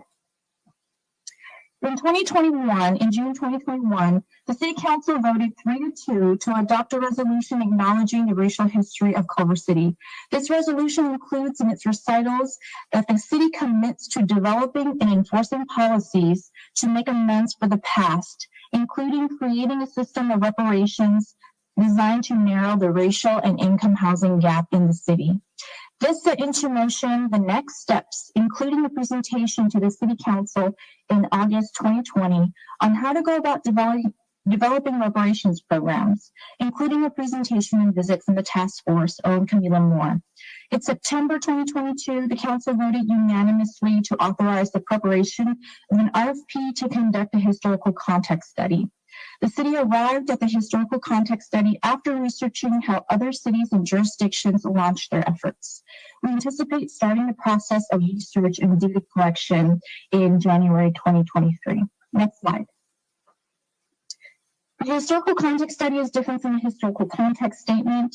While a historical context statement is often used for historic preservation, for evaluating property, for historic significance, a historical context study will identify the indigenous peoples and communities of color in Culver City, the history of racially and discriminatory practices that contribute to the shifts of Culver City's population over time, and provide analysis for how these policies have shaped the city's current landscape and the experience of its inhabitants. The outcomes of this will inform future reparations programs for Culver City. Next slide. The study will include several components, including stakeholder engagement, public presentations, primary and secondary source research, and preparation of the study and any reports. And we will have more to share in 2023. Next slide. And while conducting a study will be easy, implementing actual reparations programs is another effort entirely. Given the tenor of politics, the harassment and threats directed at government officials, the polarization and the proliferation of misinformation, to successfully see through reparations programs, the city will have to continue to endeavor centering our most vulnerable communities, creating systems of care and support, and practicing and envisioning a future where all people thrive, experience well-being, and are free from harm. And the city will also continue to collaborate with community partners and regional, statewide, and national agencies doing similar work. Next slide. And thank you all for your time and attention. Thank you so much, City of Culver City. We just heard from Helen Chin, who is the equity analyst for the City of Culver City. And Helen Chin, she, her, is a first-generation daughter of Burmese-born immigrant parents of Chinese descent. Again, she currently serves as an equity analyst for the City of Culver City and has previously served as the assistant to the city manager on homelessness. She is a member of the Government Alliance on Race and Equity National Steering Committee, supporting a national network of jurisdictions working to achieve racial equity. In 2021, she was appointed to the Los Angeles County Commission on Human Relations.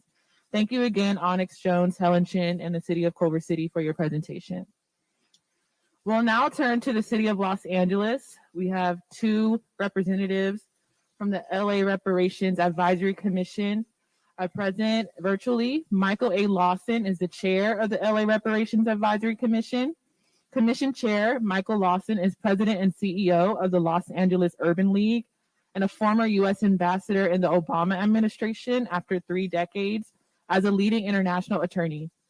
Ambassador Lawson has also served on the Board of Trustees of Morehouse College, Loyola Marymount University, and the Constitutional Rights Foundation.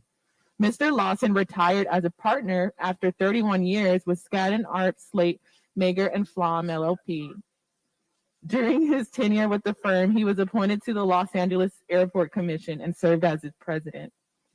We'll also hear from Kanza T. Jones-Muhammad, who's the vice chair of the LA Reparations Advisory Commission. Commission Vice Chair Kanza T. Jones-Muhammad is co-chair of the Los Angeles chapter of the National Assembly of American Slavery Descendants. Ms. Jones-Muhammad was formerly an elected budget advocate in the city of Los Angeles. Without further ado, Chair Lawson and Vice Chair Jones-Muhammad, you may begin your presentation when you're ready.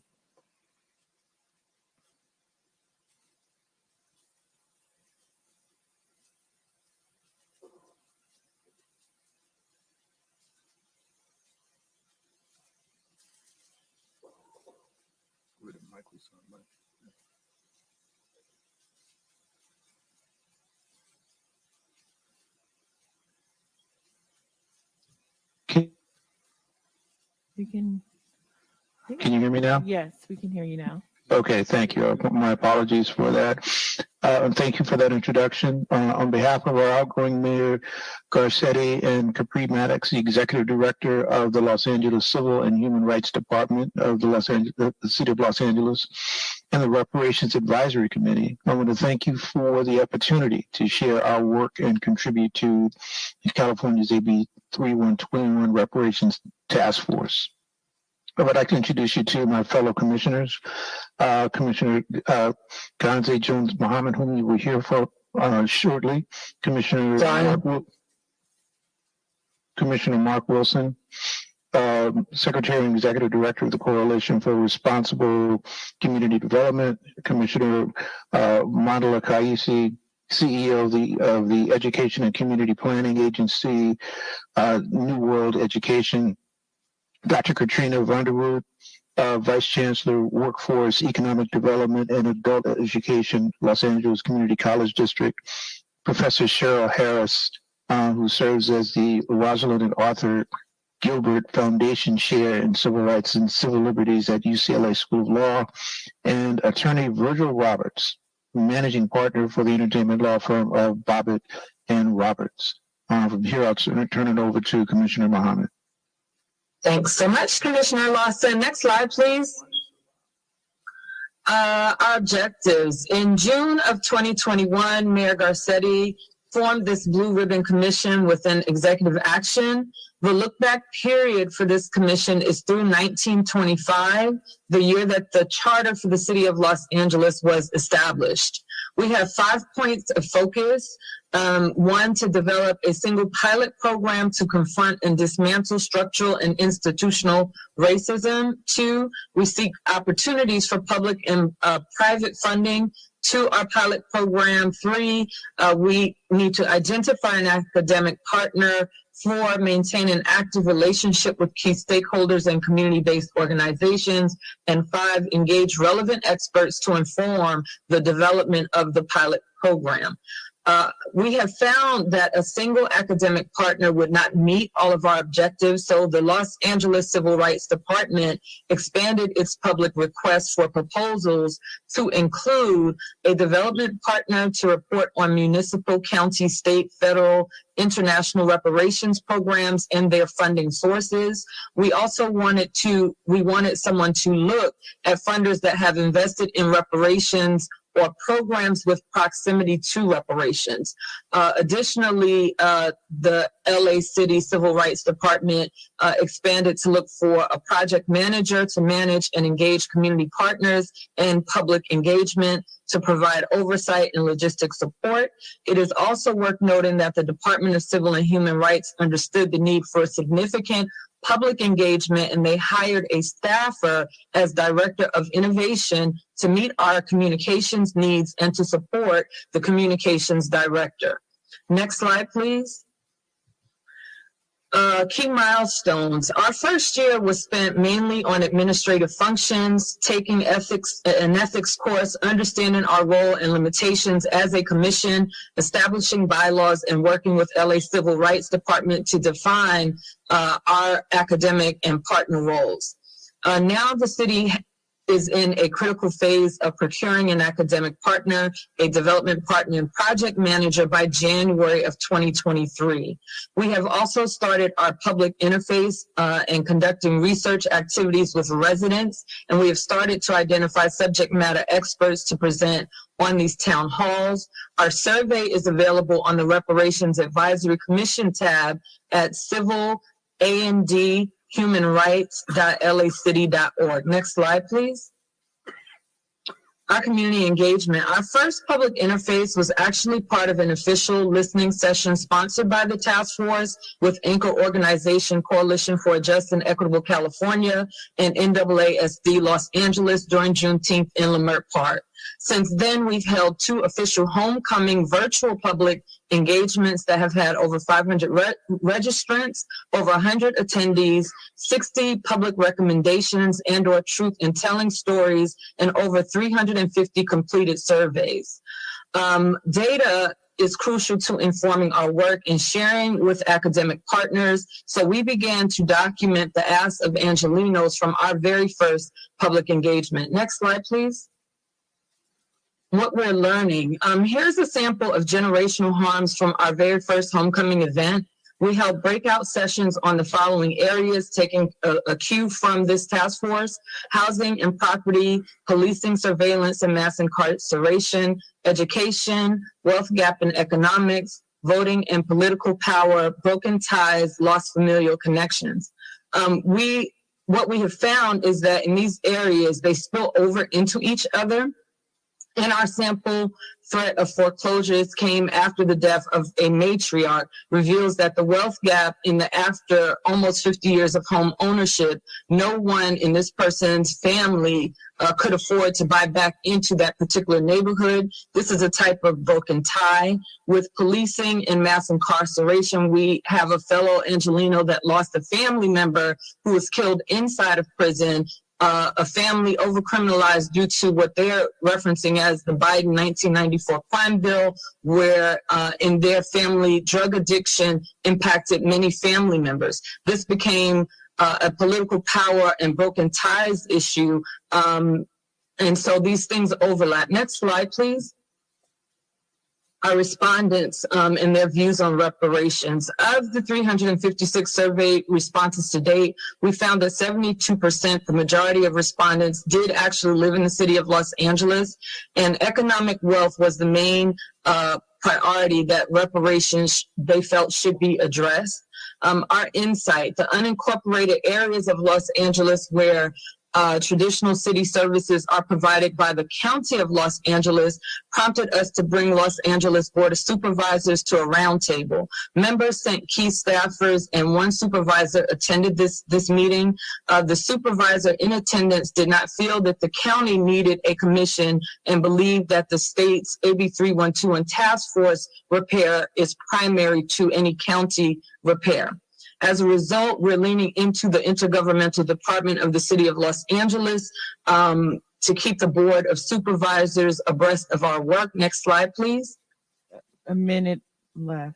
Okay, as we close out and you read what fellow Angelenos view as reparations, we'd like to leave a final thought. Our commission has made a commitment not only to develop a pilot program per our bylaws, we're committed to making comprehensive recommendations of the mayor of Los Angeles, specifically Karen Bass, on policy that the city can implement to bring equity and justice to a community that has endured much. Michael Lawson. Next slide. I want to thank Mayor Garcetti for entrusting us with this honorable task, and we expect that our new mayor, Karen Bass, will support this task as well. We can be reached at via email at lacr-reparations@lacity.org. Thank you. Excellent. Thank you so much, Chair Michael A. Lawson and Vice Chair Constantine Jones-Muhammad, and the City of Los Angeles for representing today. Our last witness will be D'Artagnan Scorza, fellow UCLA Bruin, representing County of Los Angeles. Dr. D'Artagnan Scorza is the inaugural Executive Director of Racial Equity for Los Angeles County, overseeing the Anti-Racism, Diversity, and Inclusion Initiative and working to expand the county's work on anti-racism, equity, and inclusion. The Inglewood native is also a lecturer at UCLA Fielding School of Public Health. He works with students to dig into how community organizations target health problems and change health policy. Without further ado, Dr. Scorza, you may begin your presentation when you're ready. Thank you so much. And it's such an incredible pleasure to be here with you all, Madam Chair, members of the task force. Such great work that you're doing, and just an honor to have an opportunity to speak with you today. Next slide. I'm going to briefly talk about LA County's commitment to racial equity and the work that we're doing here locally. And as you just heard from our colleagues in the city of LA, there have certainly been conversations here about the work that we're doing with regards to racial equity, and how that, I believe, can inform the broader efforts of the task force. Next slide. So in July of 2020, after the Board of Supervisors passed a motion, next slide, please. After the Board of Supervisors passed a motion directing the creation of the Anti-Racism, Diversity, and Inclusion Initiative here in LA County, I was honored to be brought on board to help lead this work here in LA County in order to drive the elimination of structural racism and bias in and throughout the region. The Board of Supervisors recognized the role that the county could play in addressing systemic and structural racism and committed to changing organizational structures, policies, and practices, as well as co-creating solutions for those most affected by adverse outcomes. And finally, by utilizing a racial equity lens in our decision-making. Next slide, please. Next slide.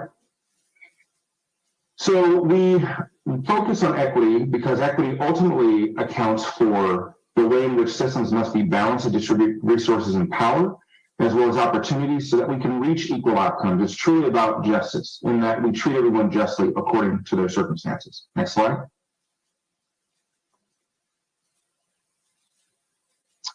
The county's focus is on being anti-racist, and for us, that's actively identifying and eliminating racism by changing organizational structures and policies. It's about being proactive and fundamentally altering the way in which we do business. so that the life outcomes that people experience in LA County can be improved. Because at the end of the day, for us, it's ultimately about the impacts of our decisions upon people's lives and the ways in which we can improve the experiences and the outcomes people experience. Next slide. Our vision for racial equity is to ensure that all members here in LA County, all residents, are healthy, experience justice, and thrive. And our mission is to make sure that, again, we end structural racism and its consequences. Next slide. So the board adopted a focus on Bruce's Beach, which some of you may be aware of, but was a historic effort for LA County to return land that was illegally taken from Charles and Willa Bruce back in the early 20th century. Next slide. Bruce's Beach served as an opportunity for LA County to fundamentally alter its approach and policies to address illegal takings and the use of eminent domain as a practice that created harm against African Americans. Next slide. Charles and Willa Bruce purchased 2 lots of land along the strand of Manhattan Beach. Like many other Americans of African descent, the Bruce family moved west as a part of the Great Migration, and as you heard earlier, were seeking opportunities to participate in the California dream. Shortly after purchasing their land, Charles and Willa turned their location into a seaside resort called Bruce's Lodge, and they welcomed black beachgoers from all over LA County and beyond, and it colloquially became known as Bruce's Beach. And as it gained popularity and attracted black beachgoers, many white residents of the surrounding predominantly white community reacted with violence, hostility, and racism. Next slide. In 1924, prompted by a petition from local white real estate agents and other citizens, the Manhattan Beach City Council voted to condemn the Bruce's resort site and the surrounding land through eminent domain in order to build a park. And it's well documented that the reason behind the eminent domain process was racially motivated, with the intention to bring an end to a successful black business and to thwart other African Americans from settling in or developing businesses in Manhattan Beach. The city also passed ordinances prohibiting dressing or undressing of vehicles on the streets, public park places, and tents, and they created a series of parking restrictions to harass and prohibit African Americans from visiting the shoreline. Next slide. Here's a map of Bruce's Beach. As you can see to the very left, the parcels that are 8 and 9 next to the where you see it noted as the Strand is where Charles and Willa Bruce own their property. But there are other African Americans in the neighborhood where you can see to the very right, Mr. Sanders and others whose property were taken as well. Next slide. Now, the focus on Bruce's Beach was important because it meant that we had a responsibility to redress and remedy harms. Next slide. And in fighting for a change in Bruce's Beach, I want to thank Senator Steve Bradford for his leadership and his sponsorship of state legislation that helped to ensure that LA County was able to right this wrong, really focusing on addressing the legacy of intentional structuring of opportunity and addressing the ways in which both Bruce's Beach, but these types of policies, the use of eminent domain and others, have created unfair disadvantages for Black folk in our communities. Next slide. Legislatively, the state of California found that racial discrimination has prevented entire communities from achieving their full potential, and that ultimately the state has a responsibility, and our governments, our local governments, have a responsibility to repair that harm. Next slide. Furthermore, SB 796 found that fraudulent appropriation of land from private persons is against the public interest and denies individuals and communities the right to enjoyment of their own property as well as control of that property. Next slide. And that government has a responsibility to maintain equal protection under the law to ensure that no one is discriminated on the basis of their race. Next slide. And then ultimately, our states and local governments have the role and responsibility to prohibit and eliminate racial discrimination in all of their forms and guarantee an inherent right to housing. Next slide. Finally, the government must act in the public's interest. And the reason why I'm sharing these findings is because they were incredibly important for what I'm going to share with you. Next slide. The county was sued by a resident by the name of Joseph Ryan, who filed a complaint with the court seeking an injunction against LA County and the Board of Supervisors with the attempt to prevent our ability to transfer this land back to the Bruces. Fortunately, the petition was denied, and the court found that this is ultimately a return of land that was taken from this family, and that it was in the government's and the public's interest to act in a way that ensured fairness, as well as justice and an effective remedy for unlawful and race-based displacements. Next slide. So what did we do? And I'll try and be brief here. What did we do to return Bruce's Beach? Next slide. We identified who the family members were, who the descendants were. We identified the conditions under which the property was taken. We noted the conditions under which the property was passed to the state of California and eventually transferred to LA County to identify our interest and ability in transferring that land back. Next slide. We set land transfer goals with the intention to restore the Bruce's opportunity to benefit from previously owned land. And in doing so, we were able to right a historic wrong and address generational inequality and anti-Black racism by turning the land to the legal heirs of the family. Next slide. Now, my office, in partnership with County Council, worked incredibly hard to develop a process to ensure that this land could be returned. Next slide. And that process entailed not only ensuring that taking the leadership of our board, who enacted a motion to address this historic wrong, but evaluating the operational impact upon our operations here in LA County, assessing property tax implications on the family. We did not want to return this land, and suddenly the family would end up owing millions of dollars, as the land was valued at roughly around $20 million in property tax and or income tax. We worked very closely with, again, thank you to the leadership of Senator Bradford and members of the legislature. We're able to amend the deed that had restrictions on it, preventing us from returning the land to the Bruces. We had to determine the legal heirs and went through an extensive legal heir examination process where we looked not only at probate records and records from around the country, but we were able to advance an analysis and provide really the genealogical records for well over 117 claimants who reached out to the county. And then we conducted a land assessment, meaning we appraised the property, generated title reports, et cetera, worked with and evaluated our local coastal program to determine uses and limitations in order to return that land. The due diligence we engaged in ensured that we were able to address legal heirship issues and manage a transparent and thorough process to verify those heirs, as well as ensure that any claimants would have a right to petition LA County. Next slide. Through the enactment of the board motion and the amendment of the deed, again, we were able to, with the signing of the governor's of the bill sponsored by Senator Bradford, we were able to authorize the returning of the property to the family and move towards repair. I'm going to try and go ahead and move quickly so we can get through to the very end. Next slide. We conducted a land assessment and evaluated our operational impact. Next slide. As I mentioned, assessed the property tax implication to determine legal heirs. Next slide. And provided an option to transfer that land to the Bruces, as well as provided an option for the county to immediately repurchase that land at a price not to exceed $20 million. That lease agreement allows the Bruce family to realize the generational wealth previously denied to them and allowed us to maintain our operations, our lifeguard operations for the foreseeable future without interruption. Next slide. And fortunately, we were able to return the deed to the family in this historic moment and complete this process with the family. Next and final slide.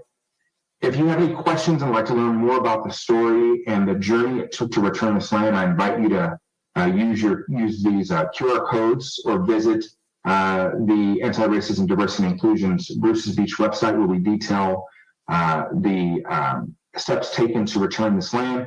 But we offer this as an example of not only what local government can do to repair harms, but to ensure that that we know that there are very concrete and solid steps we can take to address and to remedy legal actions that may have harmed African Americans in the past.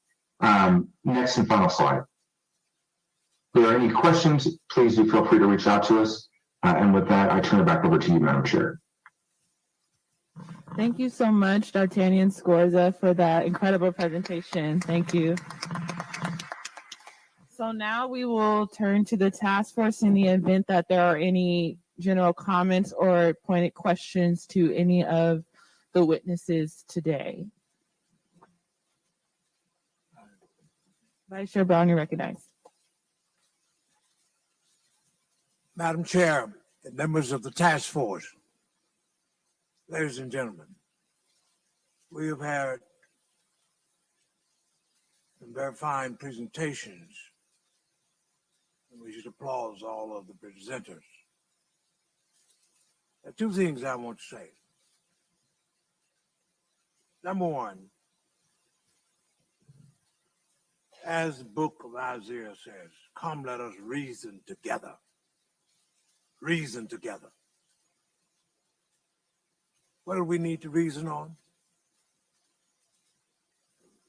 Does it make sense for any of us as task force members to emit personalities to intimidate us by suggesting that we should not be focused on being intentional about the rightness of our specifically calling for reparations for Black people and Black people only? If the house is on fire, and it's my house, and there are 9 or 10 other houses on the block, the fire department doesn't come running to every house with water to put out a fire. It comes to my house.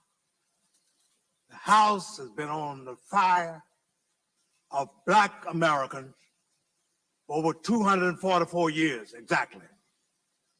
And it's time that we go forth and say to our friends, we welcome you from wherever you may come, but make sure you see that it is our house that's on fire, and we are deserving of reparations, and there should be no apology or telling anyone to come along and be free riders. We've had too much of that. Dr. Martin Luther King, my teacher, said, if America has organized to do bad things against the Negro, it has a moral obligation to organize to do good things with the Negro for the betterment of the Negro. Take that to the bank and let it stay there and make some interest on it.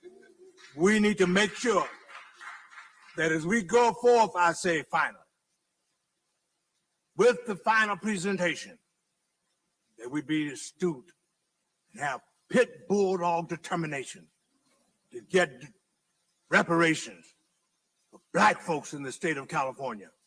And now it's our house, I say, that's on fire. Other folks' houses have been on fire, yes, but they didn't come to my house when theirs were on fire. Thank you.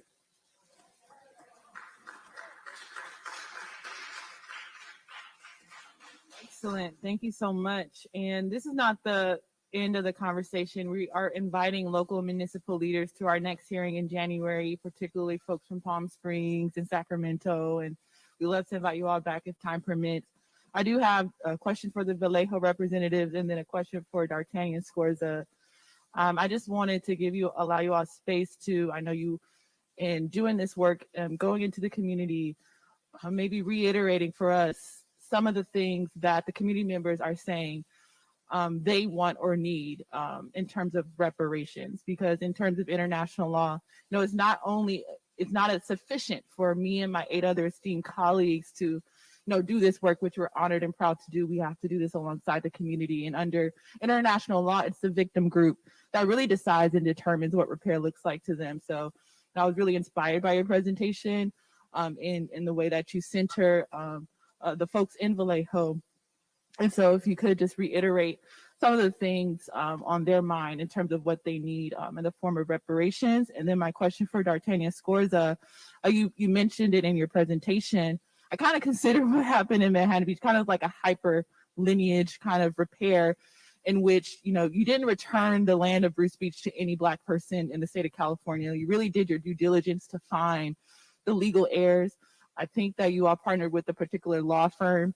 And so if you can go into a little bit more detail around that, I think that could help to inform kind of the work that we're doing as well. So first I'll go to Vallejo. Thank you, Chair Moore, for the recognition. So in terms of international law, we have people speaking. Thank you again to an amazing anchor organization, CJEC and ARC. At our August town hall, we heard, again, just calls for the guarantee of non-repetition. Police violence has been our main rallying call, police oversight, and we've been working with impacted family members to help them also, again, allow for the city of Vallejo to create policies that, again, will allow for the use of force to be better managed, for, again, Black men to not be killed by the Vallejo Police Department. Not one single officer has been charged. And so this has been the rallying call for the whole community for over 10 years. Ms. Patrice was the initial person to call for police oversight back in 2013. And so that is the main call. But in terms of political disenfranchisement, we heard from Black elders in the community who were exposing to us how, for example, Six Flags Discovery Kingdom in North Vallejo, how that was developed without the consent of Black community groups, particularly the Home Seeker Improvement Association, which was a long-standing advocacy organization. Their Secretary of State filing papers go back to the 1920s in Vallejo. Groups like this were not consulted by the city of Vallejo. If any of you know, Six Flags Discovery Kingdom is in the middle of a Black community. So highway expansion, bunch of large scale construction projects in Black communities, destroying them were things that our elders were trying to get us to historicize and research particularly. And from the youth themselves, the school to prison pipeline, as we know, in 2012, Vallejo School District was under receivership beginning in 2004 from the state of California, but particularly school fights. So there were legal battles where parents were suing the city and the county for actually not intervening when there were school fights at Vallejo High School particularly. So many Black youth not feeling safe at the schools. Children have been murdered at the schools in Vallejo and not really having adequate safety or resources to address it. Do you want to add anything? But yeah, you can look at our testimony in our town hall. ETM Media Group live streamed it, and just so much powerful testimony. Thank you. D'Artagnan Scorza, if you can just briefly detail the lineage verification process with the law firm that you all partnered with. Yes, absolutely. Thank you, Madam Chair. Happy to share with you all. I sort of went through it pretty quickly, but we here in LA County went through an extensive process to examine and determine legal errors, and that included quite a few steps in terms of the due diligence we need to engage in. So we did retain outside counsel to advise the county on legal heirship issues as well. We procured services from the American Research Bureau, which was a forensic genealogy company, to research the Booth family history and vet information provided by claimants. It's important to know that California law generally defines legal heirs as the closest living direct descendants of a deceased person, usually meaning their children, grandchildren, great-grandchildren, and so forth.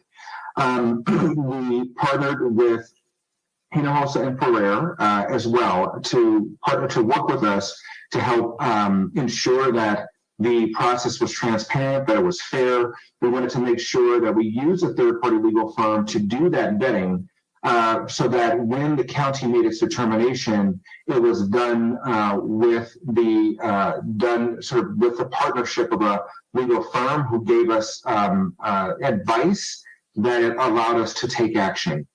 We also launched a website and a social media campaign to notify potential legal heirs of the opportunity and process to substantiate their claims. We did receive over 130 inquiries from potential claimants, and the claimants who participated in the county legal heir determination process were notified of the county's determination and were given an opportunity to provide additional evidence in support of their claim if they believe the county's determination was incorrect. So one of the reasons why it took us much longer to transfer the land was because we went through this process. We wanted to make sure that we left no stone unturned, that we did our due diligence, We did not choose to go through probate courts, which was another option. Instead, we conducted this legal verification process, this legal error process. Again, the other, I think, piece that's also very important is in how we were able to examine the value of the land, right? So if we're thinking about the type of value that was due to the family, and this informed whether or not we were going to do like a public benefit program, whether or not it was going to, again, be land that was turned directly to the family, because if you, as I mentioned earlier, many of the it wasn't just the Bruces that were harmed. Black folk in general were harmed in LA County, right? It was one of two locations that where Black people at the time could go to access the beach. And the next nearest location was either the Inkwell in Santa Monica, and that had its own issues, and then eventually San Diego. So what could have been a 10 or 20 minute drive to the beach turns into a 6-hour day-long trip or an overnight weekend trip just to get to the beach here in LA County. And not to mention, Manhattan Beach was also redlined as well as Venice Beach. So you had these coastal communities where Black folk were being pushed out. And so we had to do things like get the legal property descriptions. We had to get the title reports for those parcels. We had to estimate the cost of those parcels, conduct an economic analysis, review the city's coastal program, work with our Department of Beaches and Harbors to identify potential revenue sources depending on where those parcels were located, because we had parking issues in the city. So it wasn't and address and identify land and zoning restrictions to determine if there were land covenants on the land itself.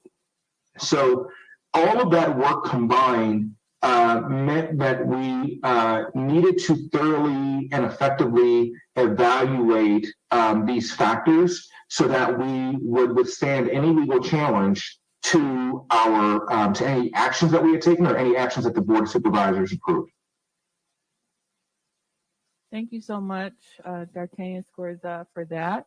Member Jones Sawyer, you are recognized. And I want to thank the everybody that was speaking. It was enlightening to see what the municipalities are doing, and I want to especially thank the county for explaining Bruce's Beach that because it may provide another avenue of us going after legal land that belong legally to African Americans, and how we were able to return the land that once belonged to someone, and it was not necessarily lineage, but this may be another avenue we can go back and look at the records, the actual legal records, and be able to get our land back. And the excellent work that Senator Bradford did on that was amazing in a lot of ways. And there's behind the scenes things that went on that that I think we also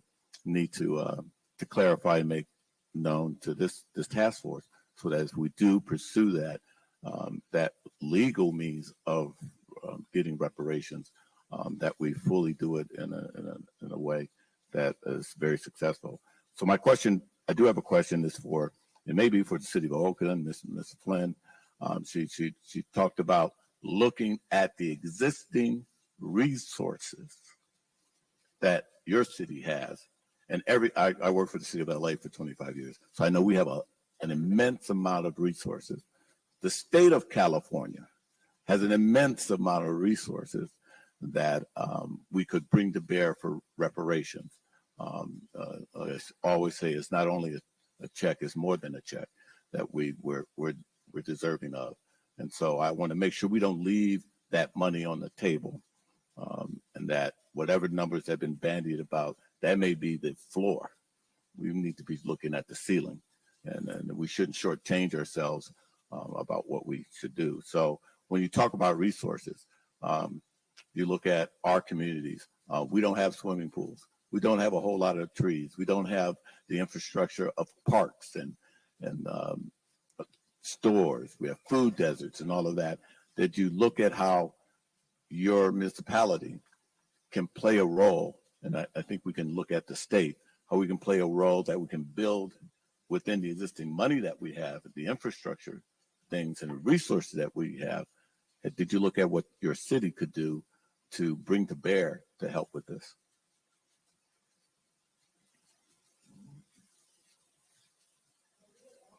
starting to organize ourselves around the principles of what is fair and just with the resources we have.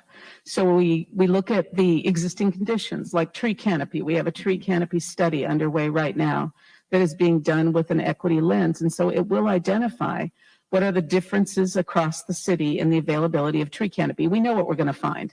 It's very consistent, but we're documenting it so that then we can target resources appropriately to close the disparities between one part of the city and another part of the city. So in other words, where disparities exist, we would prioritize investments in areas where the disparities are. So we are learning to do that piece by piece across city operations where we can plan to use our monies differently. Now, here's the problem. The city of Oakland, being a majority people of color city, is a low resource city. We're a very low resource city because of our population. So we never have enough money to fix all the tree canopy anywhere. But there's been a history of deciding where to invest that wasn't necessarily based on where the greatest need was. So we're working to pivot around that and say we want to center with the communities who have been historically disinvested, whether it's about tree canopy or roadway conditions. We have an equity-driven paving plan now because none of the paving in Oakland is great, but it is way, way worse in some parts of Oakland than in others. So we documented what were those conditions, and then we used a different methodology to decide which roads were going to be closer to the front of the line.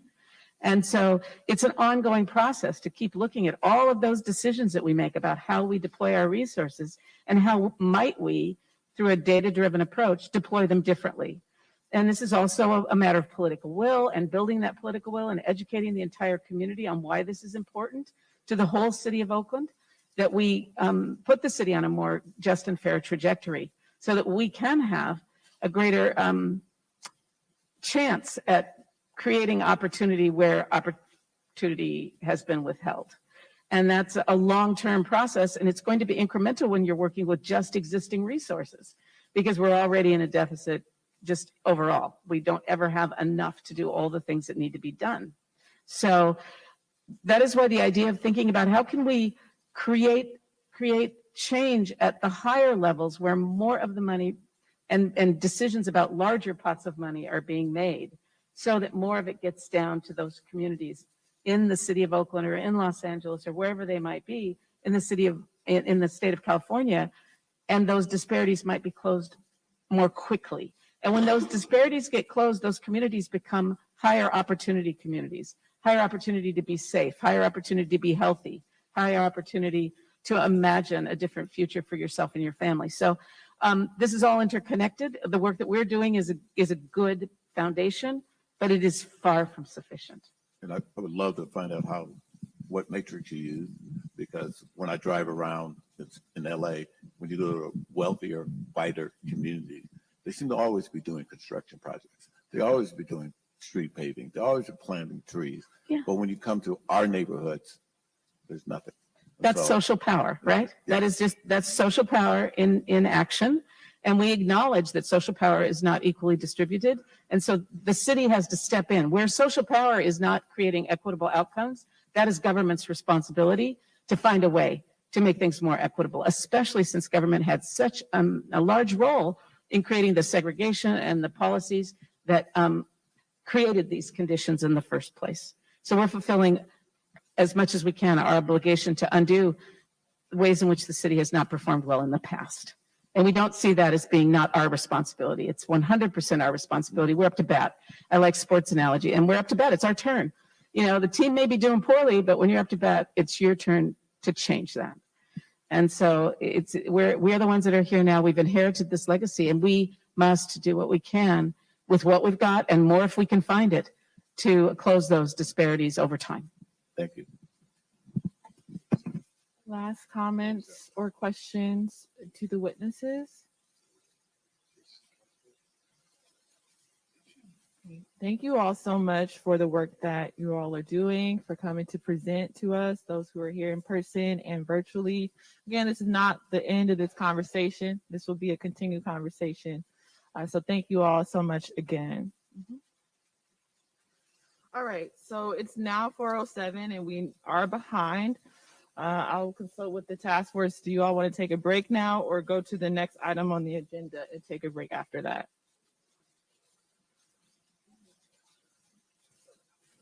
So you want a break? Okay, we'll do a 10-minute break, so we'll come back around 4:17. Thank you. Is there any hot water around there? Hot water.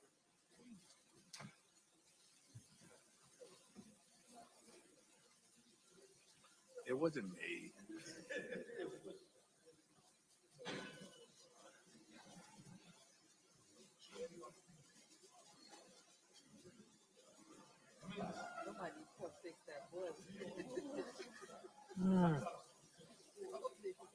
Yes, it is.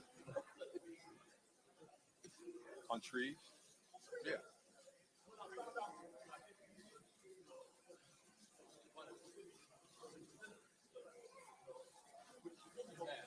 What? No, my staff already got it. Thank you. Appreciate it. Appreciate it. Somebody got it already.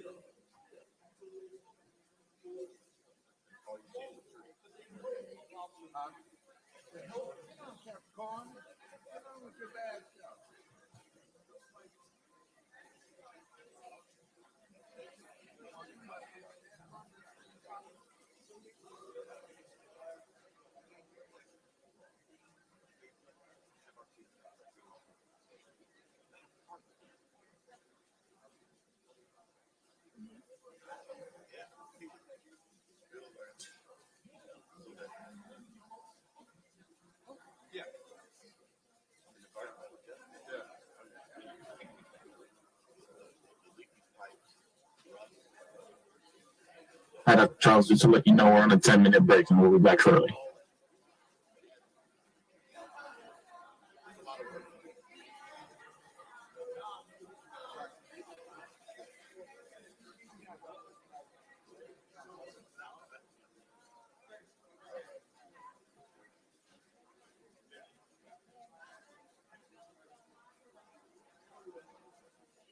And that's why, like, on the gas tax that we passed, I put language in there. I can do it.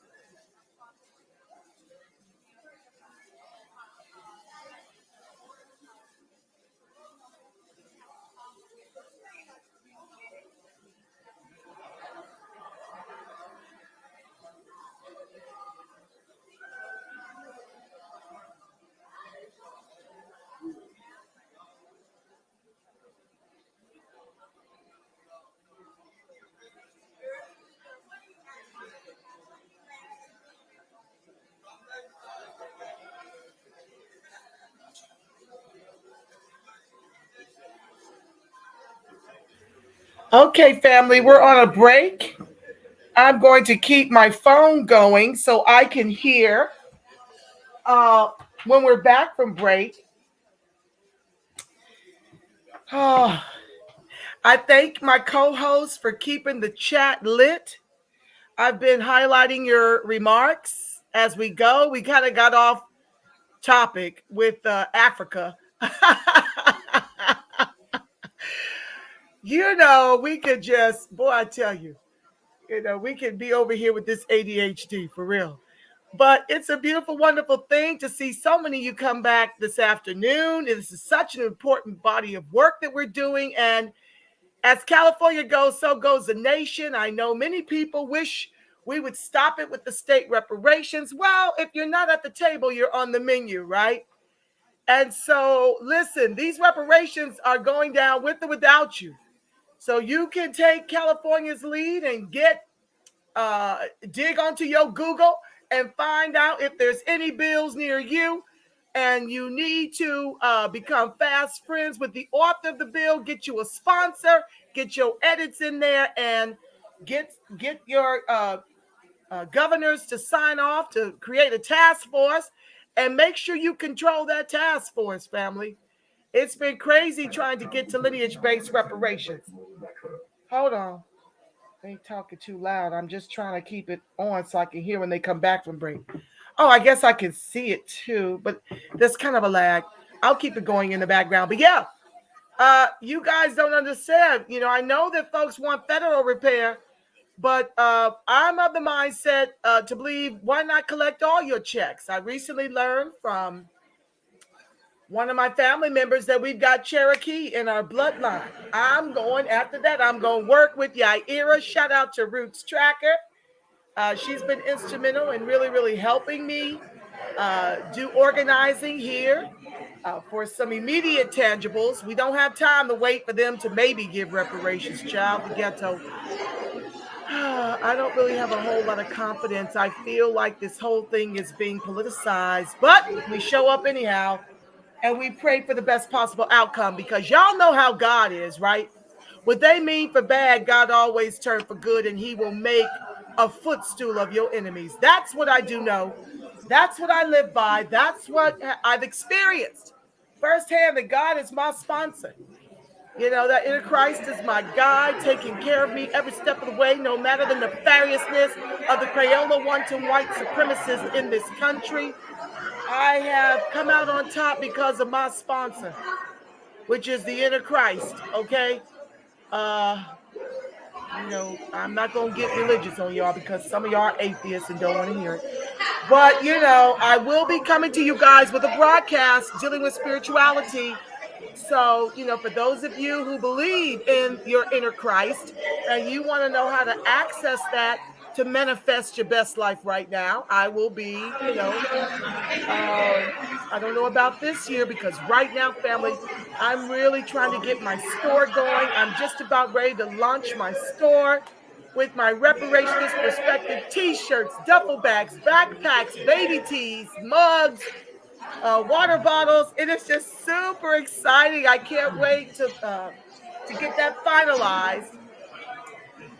Shout out to Yaira. She put me in touch with a brother that does all the Black Lives Matter merch. And so I'm going to turn on my membership. That's what I'm getting in position for, family, because, honey, this is the work I love to do, and I want to do it full time, but I've got bills to pay. So that's why I need y'all's support. And I'm coming up with ways to make it appealing to you to be a member. Now, I don't know, I will have the membership turned on here, but my website is going to be launched with my store there with all of my merch. And then I'm going to have like a monthly subscription over there so that you guys can come over there and bless me. You can bless me here too, but YouTube keeps a lot of those contributions. Shout out to Jay Smooth, and there was a Sandra who did a nice little super chat. I can't recall her last name right now. It's very far up in the comments, but I did flash it on the screen and give you love. But yes, so I've got a spiritual, God has given me about 10 channel ideas, but the next two I'm going to focus on is for the love of Friedman and its allies. That's going to be dealing with self-love. It's going to be dealing with relationships, heterosexual, with your partner, partner relations. What else is it going to be dealing with? Family, weight loss, all this kind of stuff. And then I'm going to do spiritual weight loss. That is, I've got this course I'm living to teach you guys about, called Spiritual Weight Loss, by one of my favorite, metaphysicians, Marianne Williamson, who ran for president and ran on reparations, okay? Shout out to Marianne Williamson. But yes, so I'm going to be doing a spiritual channel and a relationship channel. Those are the two that I'm coming up with next, because I love, love, love, love. And I love American freedmen, and I want us to fall back in love with each other so freed men can love on freed women, and we can make a bunch of freed babies. And getting these reparations is, a part of it, but there are other more immediate things we need so that we can take care of our babies. So yeah, that's coming to you. But right now, I'm really trying to get the reparationist perspective cohesive, because I need that website up. I need the store up. I need everything working like a well-oiled machine. Then I'll take that blueprint and apply it to the other 2 channels that I'm working to bring you. I would love to bring you at least 4 to 5 different broadcasts every week. Like I mentioned, I'd like to become a serious content creator and do this full time with your help. So there'll be something for everyone. Yay! Let's see here. What else did I want to talk about? I thank you guys for contributing to the chat. I did that already. And I thank you for your super chat and for your cash app. And this work is very, very intense. You guys have got to take these projects over. It's futile taking over NAACP or National Urban League or Black Lives Matter. These are all Glacier Donkey money org. You're not going to be able to get your agendas done. You pretty much have got to blaze your own trail, family. When you're in these different orgs and you can't be free to do it your way or to have it your way, create your own. That's what I've learned the hard way after many years fighting for reparations. It feels close, but I mean, you know, I try to temper my enthusiasm so I don't meet with such great disappointment. And I'm looking forward to bringing the comments tomorrow. I'm going to have a 1-minute version, and I'm going to have a 3-minute version ready in the event they call me. I'm prayerful that they will give me a number, assign me a number.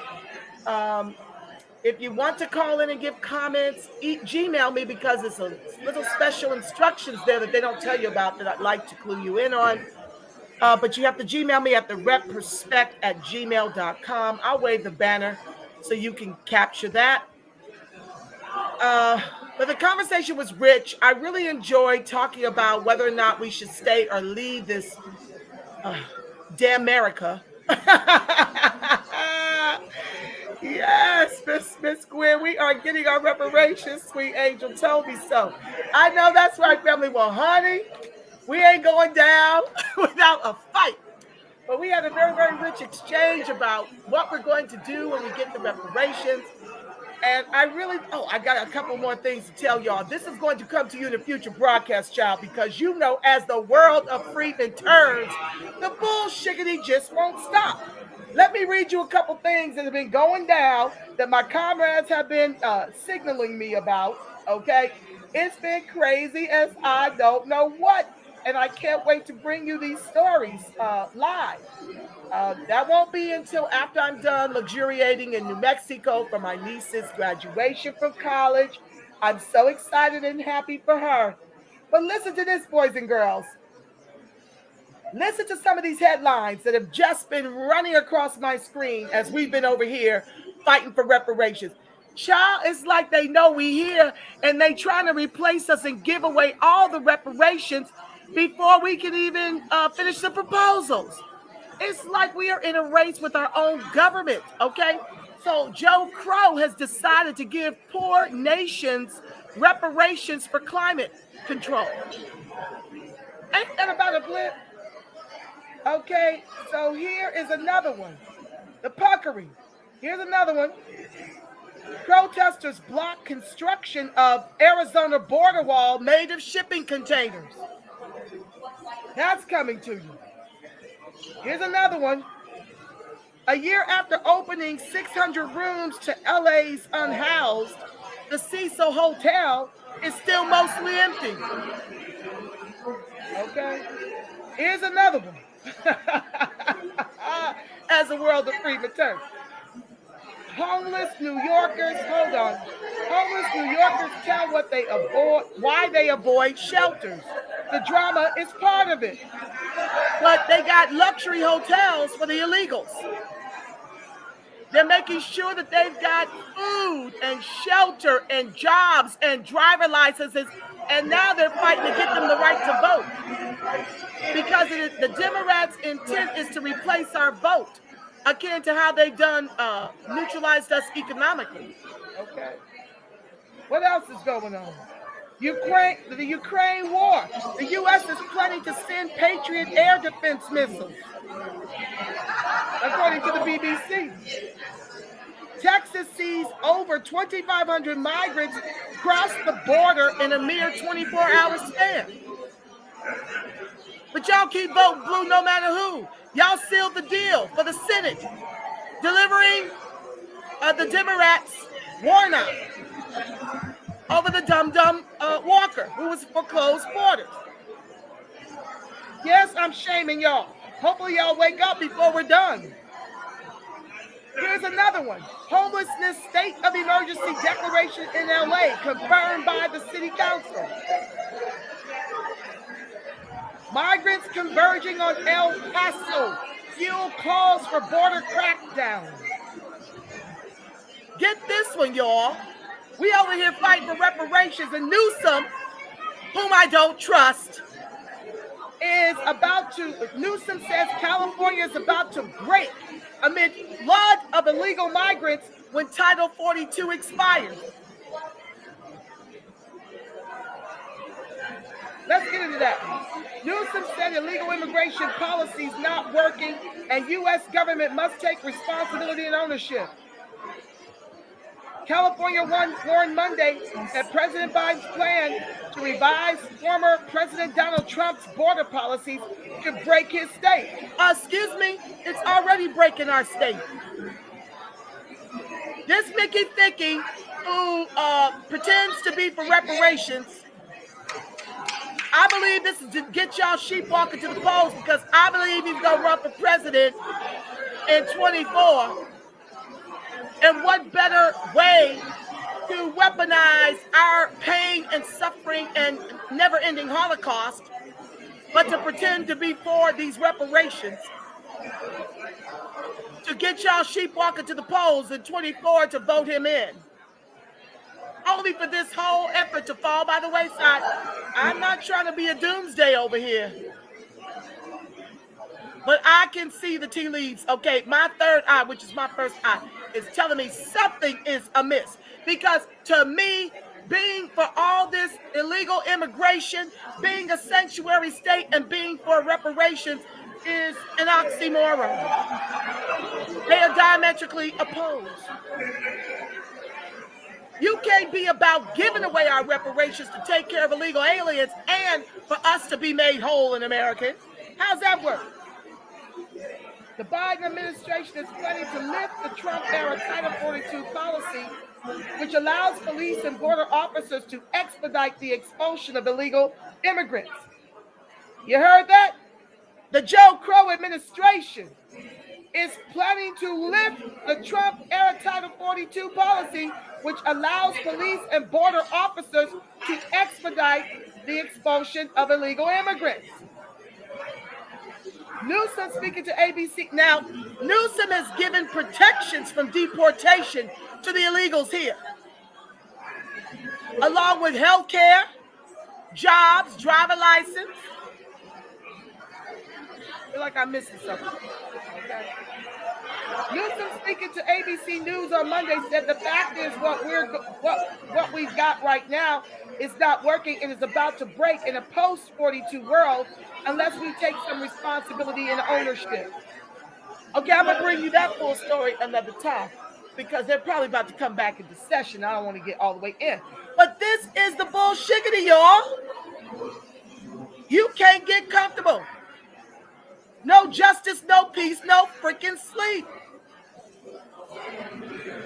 How can you be for an increased militarized police presence in our communities?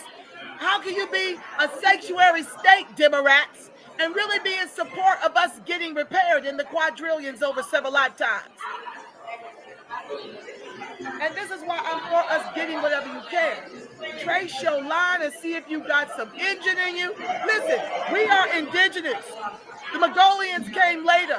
We are the indigenous people all over the freaking world. Know your history. Google. Okay? Look at my archive. I talk about these things. So you got 3 checks coming if you play it right. Get your indigenous money from these Mongolians who locked you out after enslaving you. locked you out of the 1866 treaty, which gave you repair, and they sold our reparations to the white folks for $5. That's why I got to come back tomorrow morning and blast this mic and blow it up. Don't be coming over here talking about no reparations, no vote, R.D. Smith. That no vote nonsense is why we're on the bottom in the fight of our lives to prevent extinction. If y'all don't show up to the polls in no Obama-style numbers and vote for citizen first candidates, close the fucking borders, we are finished. This is the problem now. This is why the Democrats still got a hold of the freaking Senate, because y'all either staying home for reparations that will never come until you bring the Democrats to their knees for several election cycles, or you're voting blue no matter damn who to our own peril and erasure replacement. So don't come over here with that no reparations, no freaking vote. That shit is outdated.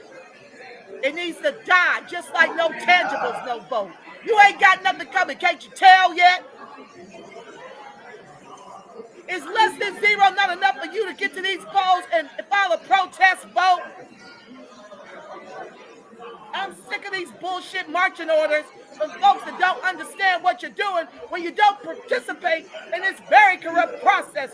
Both parties suck, but the Democrats owe you. We've been voting blue no matter damn who since FDR. All right, we will start the meeting very, very soon. So task force members who are not seated, please get seated. That just got me hot. Members of the public, let's settle down. Okay.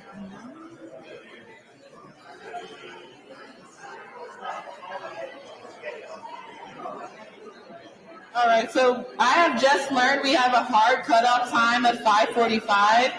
So we have 5 folks who are here, so we're going to start the meeting now. Parliamentarian Johnson, if you could start to reestablish a quorum, thank you.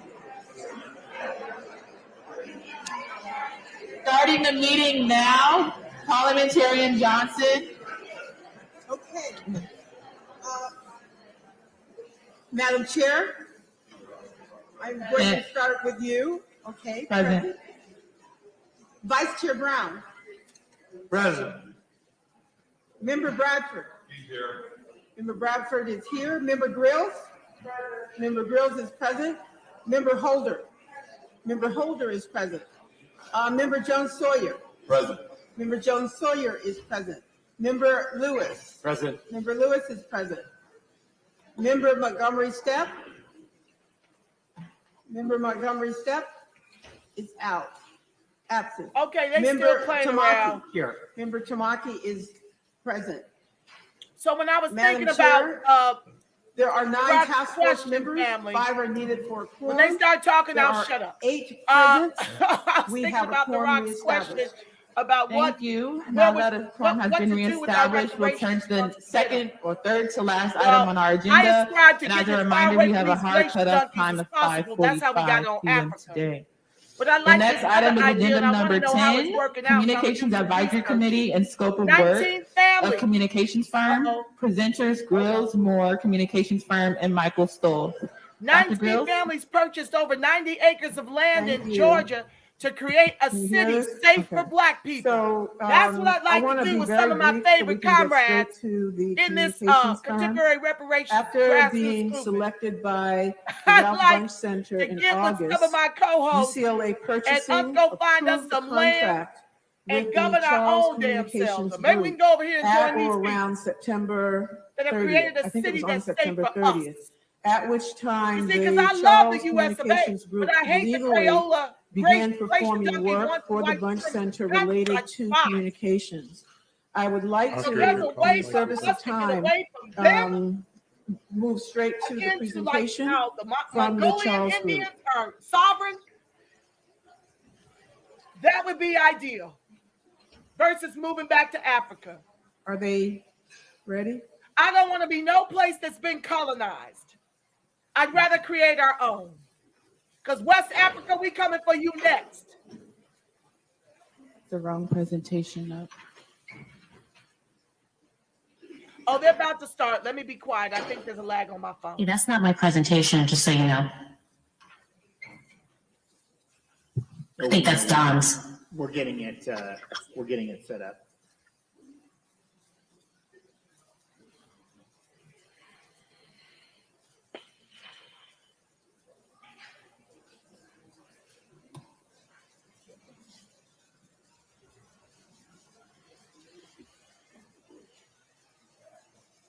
I'm here. I'm here. Can you hear me? We can hear you. You haven't gotten your stuff up yet. We can hear and see you. But we're putting up we had back-to-back presentations with the same name. So. Yes.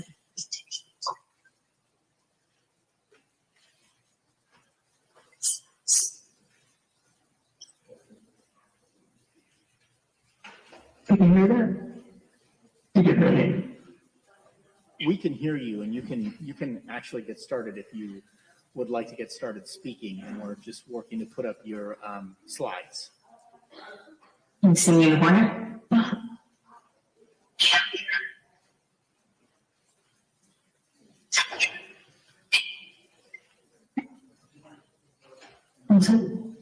It was big language.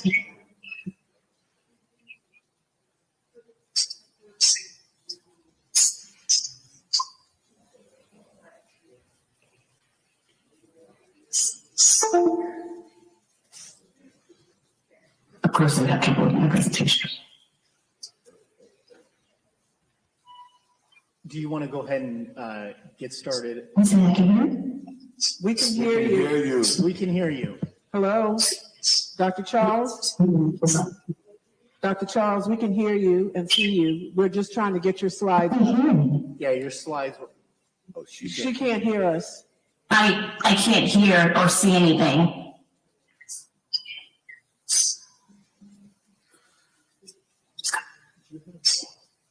Hello? Yes, we can hear you. Oh, okay. I'm sorry. I can't hear or see anything. So yeah, we are just trying to get your slides up right now, but we can see you and we can hear you. Okay. I mean, I can start. Would you guys like me to start since we are crunched for time? Yes, please. Thank you. Okay. You're welcome. Good afternoon, everyone. My name is Dr. Shauna Charles, and I am a principal at the Charles Communication Group. And we are collaborating with the task force and the communications committee to implement a communication strategy for the task force. I'm a graduate of Howard University, and I have been working in the communication space for over 10 years, along with my partner, Mitchell Christopher, who is a graduate of the University of Texas, and his experience is in strategic planning, program management, project management, and continuous improvement planning.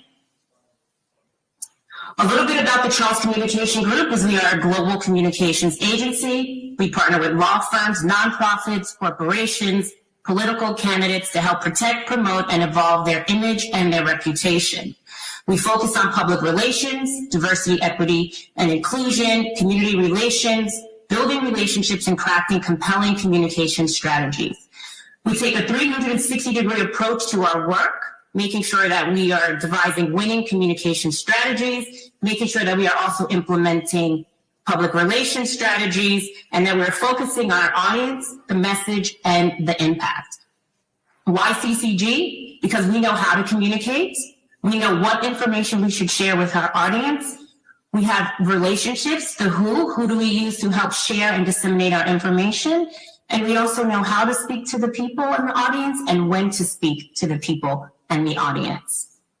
This is the first time that we've had the opportunity to present to the entire task force. And so with that, I'd like to share our scope of work that we have put together with the UCLA Bunch Center. And that is to make sure that we increase awareness of the California Reparations Task Force, its interim report, focusing on public outreach and community engagement. So when you look at the different sectors that we've put together, what we are hired to do is to make sure we develop a communications plan, make sure we maximize media opportunities, whether that's earned, owned, or paid, and develop collateral assets. We also want to make sure we engage communities of interest. As you see today with the public speaking, people came out, and we want to make sure that we target those communities, which include faith-based, community service, social organizations, Chamber of Commerce, and nonprofits, And our goal is to make sure that we have continued and proactive engagement and that we encourage public participation related to the task force activities, interim, and final reports. Next slide, please. The overall goal of our communications plan and implementation is to make sure that we build awareness, we create interest, we provide information, stimulate demand, and we reinforce the message of the task force and the work that it is doing. Next slide, please. Next, we are talking about the communication plan and the implementation. We've worked along and in collaboration with the comms committee to develop this plan and how we can potentially roll it out. Next slide, please. So the purpose of this plan is to make sure we provide a coordinated effort and a unified message. We want to make sure that we are sharing with the community and our allies the task force roles and responsibilities, the time frame of the legislature reparation study process, as well as identify the impacts and readdress recommendations and make sure we amplify the work. We also want to develop a multifaceted public awareness campaign that will include the availability of the interim task force report for comment. We want to make sure that we include the hotline that Chair Morris spoke about today and the email address to make sure that the community has the opportunity to provide their feedback and share their thoughts. Next slide, please. So our objectives is to make sure we inform and educate California citizens about the task force and the interim report. We want to make sure that we are conveying clear messaging, we are providing detailed information to support the key messaging, and that we expand the overall reach of the public education through whether traditional media and through digital media. We want to make sure that we are increasing public awareness of the reparations task force so that we can increase the number of people who are aware of the task force and the interim report. We want to make sure we're engaging community leaders and stakeholders to support the task force efforts, as well as to make sure we're implementing consistent, proactive media engagement to increase the press coverage of the task force and the work that it is doing. Next slide, please. It is important that we talk to our target audience. So our target audience is the California citizens. We are collaborating with the government, as well as CBOs and organizations. And we're also including academic institutions and media outlets to help us share the message of the task force. Next slide, please. So our key messaging. Our key messaging is going to be focused around the roles and responsibilities of the task force, the charge of the task force, the legislative process, and the timeline so that the community knows what's happening and when it's happening, as well as the public hearings that the task force will be holding throughout the state, the release of the reparations task force interim report that was released in June, as well as the final report and its recommendations.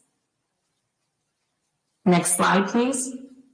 So we're going to use a variety of tactics and methods that may happen concurrently to make sure we reinforce this message and that we hit our target audience. And so we want to make sure that we are tailoring the messages, the tools, and the delivery to our target audience. We want to make sure that we're involving representatives from state and national stakeholder organizations. We want to identify adoption champions and allies in the community and actively involve them in the process. We want to engage advocates to help influence policy, as well as educate the stakeholders so that they can discuss the interim report, as well as participate in the remaining task force hearings to assist with the recommendations that are being crafted and to help share the message to their community and to the people that they serve, as well as we will be consulting with the Department of Justice and others as needed. Thank you. So we're also going to be using a variety of methods. So we're going to be using media relations, mass media collaboration. We will be creating collateral materials, of course, community relations, stakeholder relations, and then there are other communications tools that we will be utilizing to help drive the message. When we talk about media relations, we want to make sure we're increasing the public awareness across the target market and to make sure that we have the task force main messages on the top of their minds. We will use press releases and media alerts when appropriate. We've been asked to create PowerPoint presentations based off of the interim report. Just like a public comment said today, this report is 500 pages. It's a lot of information. How do we make this information consumable for our audience? as well as a fact sheet. Our fact sheet is ongoing. We have actually had reporters reach out and ask questions. We've had written answers. And so we've been adding those to our fact sheet so that we can have a compilation of questions and answers. And as well as providing talking points for the task force when they will be maximizing the media interviews and opportunities. Next slide, please. So how will we do this? The important thing to do is to make sure we have a media list. And so we'll be creating that list. For example, for Oakland, we created a list specifically for Oakland. We included Oakland organizations, Oakland news, Oakland newspapers, and media outlets to make sure they knew that this was happening physically in Oakland, but we also sent it out across the state to make sure that other news outlets knew that they could also dial in and watch this live. We have created a media alert and press releases. We'll do opt-eds when necessary and appropriate. We want to make sure that we are driving the message about the task force and its work to create media opportunities and interview opportunities. And if necessary, provide media training for the task force to be able to discuss the key messages and to practice if it's necessary. Next slide, please. We also want to leverage mass communication and mass media because we want to reach the people quickly, as efficiently and in large numbers as quickly as we can, because we do sunset in June when the task force sunsets. So the mass media outlets we want to use, of course, are newspapers, broadcast and cable television, radio stations, and billboards. But it's not just limited to that, but those are the things that we're thinking for right now. We also want to create the collateral material. So these are the supporting documents of the interim report and the work that the task force is doing. So those will be printed materials like I discussed before, the fact sheets, as well as the interim report and recommendation presentation, as well as digital media assets for social media. Can you move 2 slides for me, please? Oh, maybe I asked for too many. I'm sorry. So community relations. So as a part of our plan, it's important to involve the community and the CBOs in the community and throughout the state. So we want to make sure that we're building partnerships with the CBOs to help us share the information and to share the work of the task force and make sure that we are supporting any events that the task force are having, and especially the public hearings. Next, please. So there's a lot of stakeholders in the reparations that's going on. There's a lot of people who are involved and feel committed to this work. And so we want to make sure that we are building strong and productive relationships with stakeholders to make sure that they understand our message, they understand the work, and they can share that information out. So we're encouraging task force members to leverage their relationships with stakeholders, and we'll also be pursuing relationships to influence political leaders and community opinion leaders. It's important that we diversify our message, as well as we building a stakeholders list to make sure we keep the communication flowing down and cascaded down, as well as we want to provide the stakeholders with tools to help communicate the relevant messages about the task force, but to also have a unified message so that we're all saying the same thing, and we are all saying the same thing to the audiences that we are talking to. We want to make sure that we encourage stakeholders to be knowledgeable of the work that the task force is doing so that they can talk to the work. Next, please. So other tools that we will be using is the website. So DOJ's website will be the primary website for the task force, and the UCLA Bunch Center will also be used to share content. In regards to social media, we will be creating a social media campaign and social media assets to create a repository that the task force can use to share on their personal social medias, as well as distribution lists. Who are we targeting? Like I said, for example, in Oakland, we did a targeted list of Oakland CBOs as well as Oakland media so that they knew that this was happening locally, but we also want to make sure that CBOs throughout the state know also what is happening. And then we've been asked, like I said previously, to create a master PowerPoint presentation that task force members can use and key stakeholders as they go out and talk and share about the work that the task force is doing. Next, please. We want to execute our work through making sure we set communication standards. We analyze our stakeholders and communication needs because we want this to feel easy for our stakeholders. We want to provide them with the information to be able to talk about the work and to share the messaging. We also need to determine the approach about how we will communicate this information. Every approach could be a little bit different depending on what we're saying and who we're saying it to. and we wanted to identify the methods in which we will do that. Will it be social media? Will it be trying to book interviews? And as well as we want to determine a standard response to any type of triggered event or crisis management. Next slide, please. Around the media engagement, there's been some media inquiries around the task force and the task force work. So alongside the Comms Committee and DOJ, we implemented an engagement process. And that engagement process, as you can see here, will include the DOJ generally sends any media inquiries that they get to Chair Moore and Dr. Grills, and they CCG. The Comms Committee has 24 hours to get to us and let us know. If not, the decision of who to outreach to on the task force defaults to the Charles Communication Group. But one thing I want everyone to know is often these stories are very time sensitive. 24 hours can be late, but the task force has been great, and the Communications Committee in getting to us who we need to move forward with fulfilling the interviews. We've also created an email address especially for media, and it's cal.reparations@charlescg.com. Next slide, please. In regards to website, I know I watched the September hearing and there was some ask around website. So the task force is not authorized by statute to have an independent website.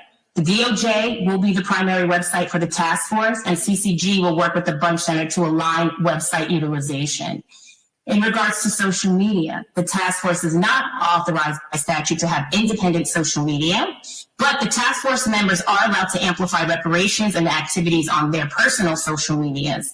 The DOJ will provide a legal review of members or CCG social media if requested, but they will not regulate the content of the social media.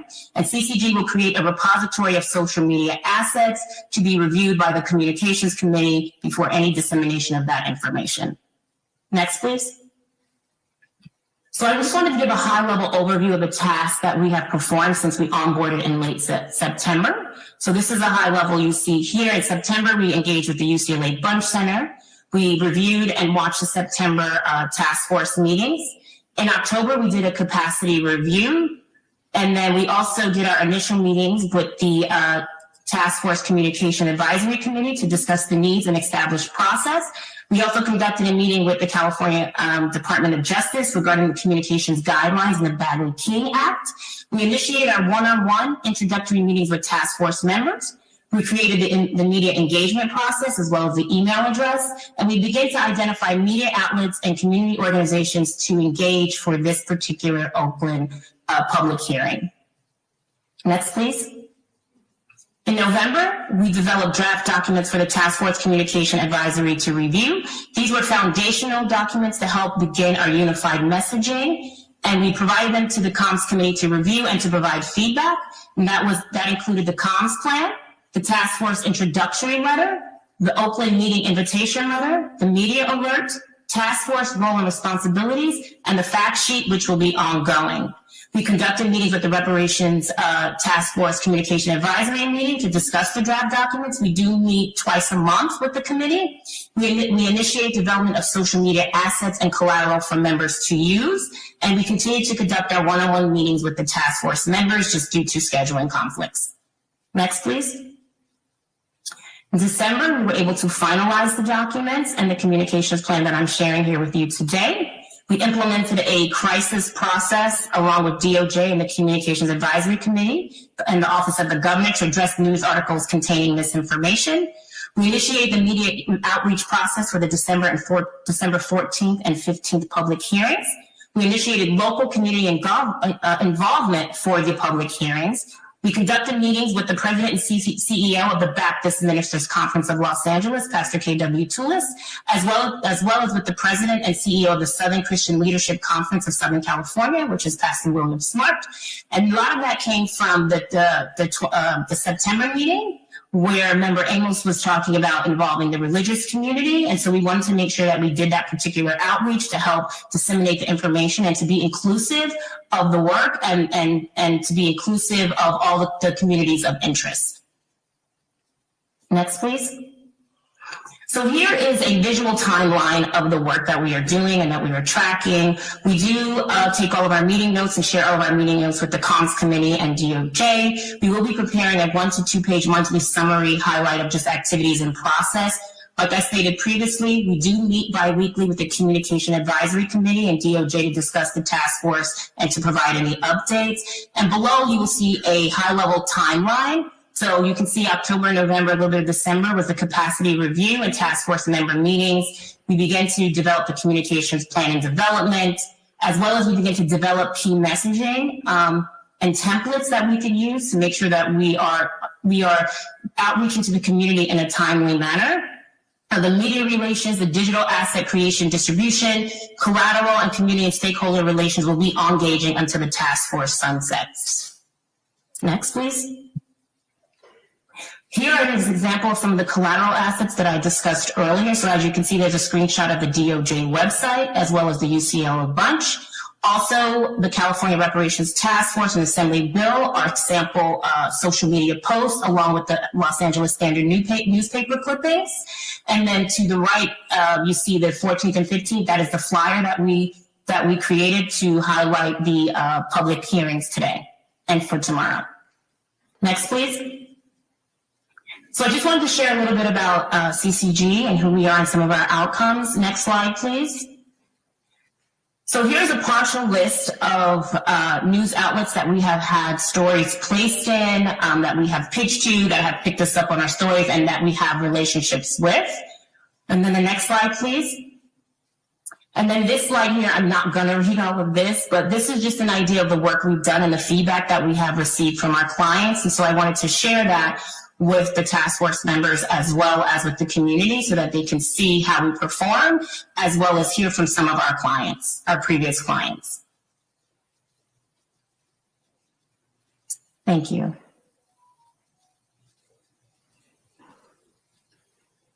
That's it. Thank you, Dr. Charles. Are there any questions from the task force members at this time? Vice Chair Brown, you're recognized. Thank you, Madam Chair, members of the task force. This is an excellent template. However, going forward, we need to tweak this process. There's one room that's never filled, and that's the room for improvement. As I look at this audience this afternoon, there are key personalities who are not in the room. We got to do better than this. We have this Black faith community. We have the Divine Nine. Don't see it in there. Again, I repeat, one room is never filled. Room for improvement. But we need to tweak this. And at least a month out, wherever this task force is meeting, that community ought to be saturated, overflowing. It's not just the Black community. Yes, there's a wider community.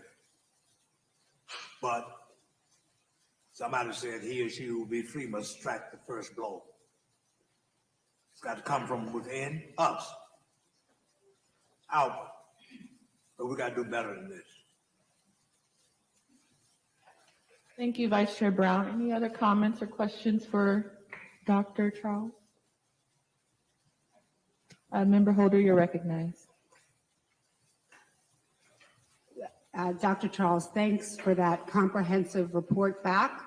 I think the template that you have outlined is strong. You have a strong systematic approach.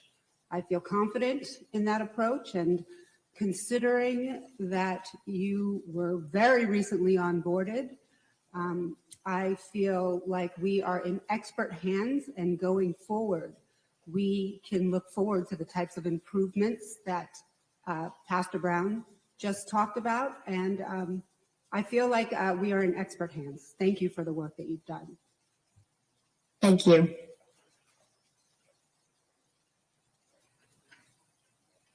Rose, you're recognized. Thank you. I too would like to echo Member Holder's comments about what you presented today. And I appreciate what Member Brown shared about attendance.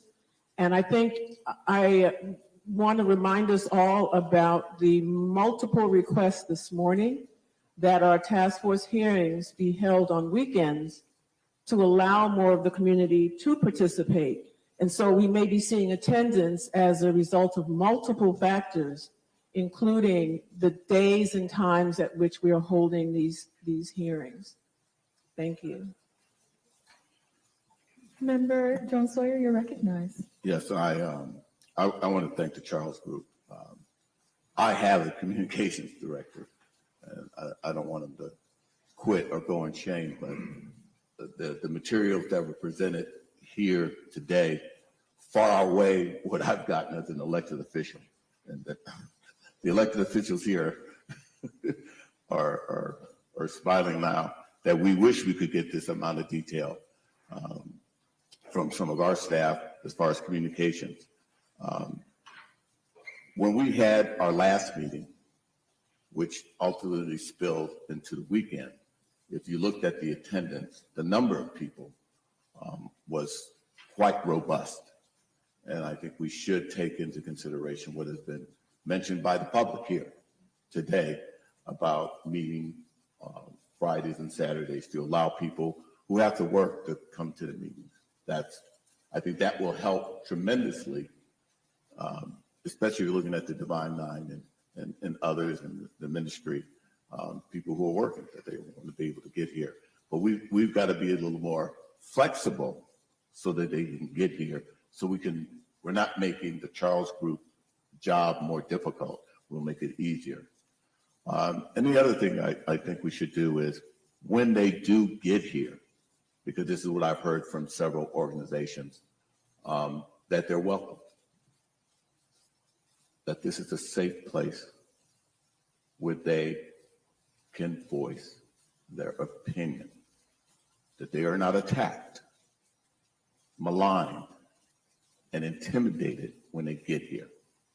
Why would you come into a room where you're going to be attacked? You might as well stay at home. And so we need to take it upon ourselves that whomever comes in here, no matter what their opinion is, that we provide a space for them to feel comfortable, that they can come in, be able to state their opinion, and that their opinions are honored, and that they're heard, and hopefully that they can safely leave these meetings. Hopefully I never hear again that individuals are afraid or embarrassed to come in here because it gets too raunchous. We need to really professionalize this in a way as we move forward, because as we move forward, we're going to need to enlist everyone in this endeavor. And this is not a time to scare people off. It's a time to bring people in. So I think that will help tremendously in getting people to show up and to be able to lend their voices as to what they would like for us to move forward as we make and present our recommendations moving forward. Thank you. Thank you. Member John Sawyer, Vice Chair Brown, you're recognized.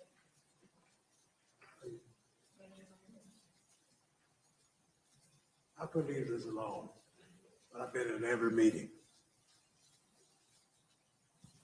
And I can safely say, in no meeting has anyone ever been attacked. If anything, there were persons who came in from the outside and ignited confrontation. All you have to do is check the record. Look at the video. No one from this dais has attacked anyone. Persons have been permitted to say what they wanted to say.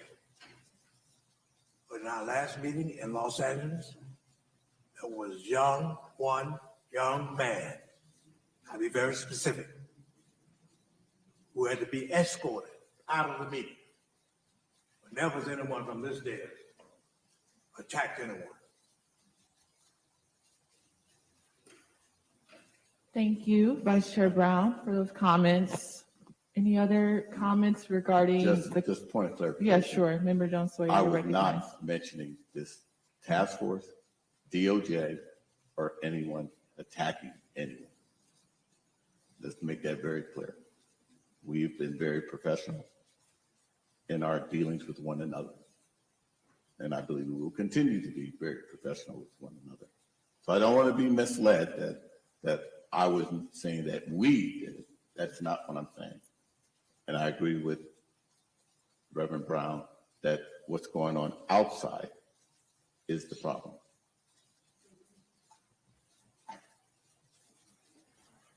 Yes. Member Montgomery-Steppe, you're recognized. Thank you, Chair Moore. I just want to say thank you to Dr. Charles and your staff, your group for moving us forward in this way. And I feel relieved. But I do have a question.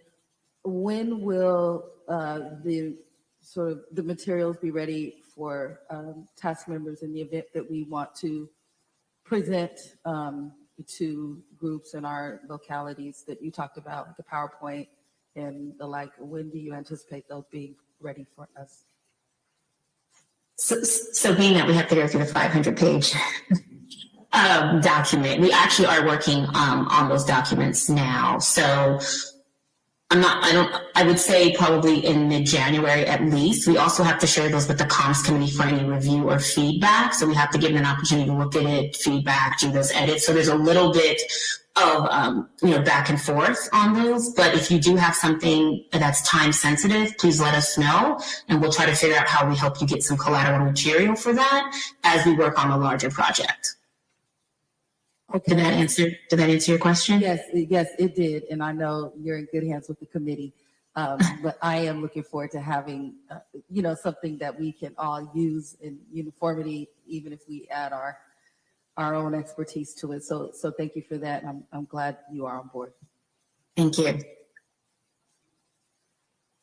We have 45 minutes left until we have to leave.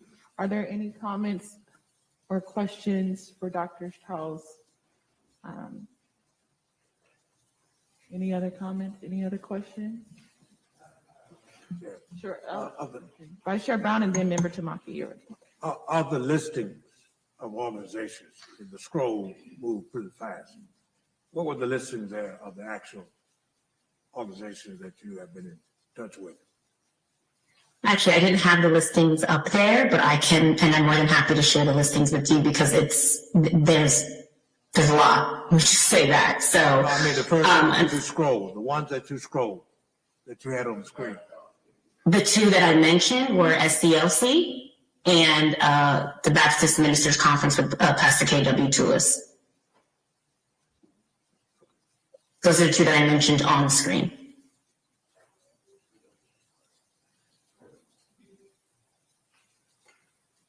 Member Tamaki, you're recognized. Thank you.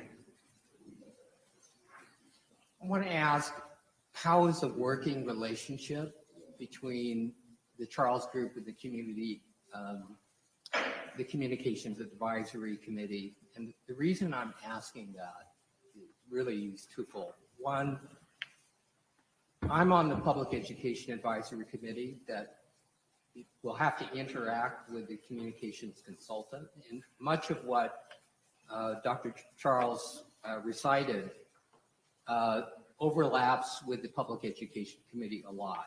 And I'm heartened by your presentation, Sean. I thought it was excellent. And part of the Public Education Committee that I'm working on will continue the momentum that you start after the task force sunsets. So it's very important to me that the relationship is stable and it's good.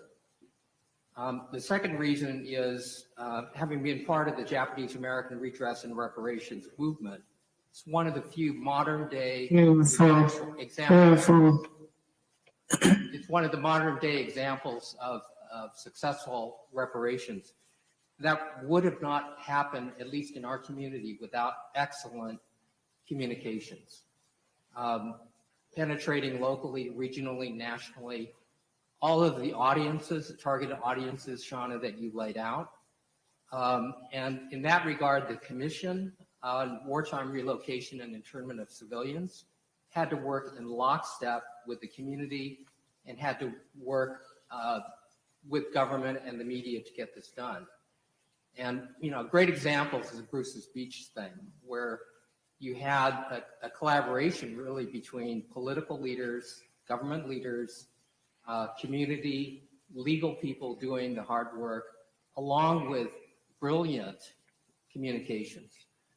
So I'm concerned if there are any other issues because, frankly speaking, our history it's been rocky. I'll be honest with you. And in a period of 7 months, we've lost 3 communications consultants. And so I want some discussion as to, are we on good footing now? I really love what I've heard, but I want to make sure that we're going to be working smoothly, cooperatively, collaboratively, without rancor, and in lockstep.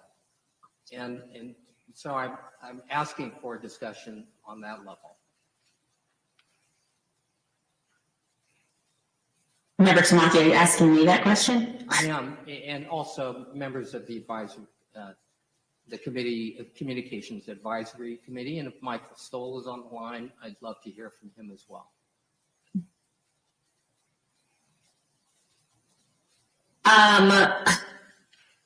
It's been tough. In all honesty, it has not been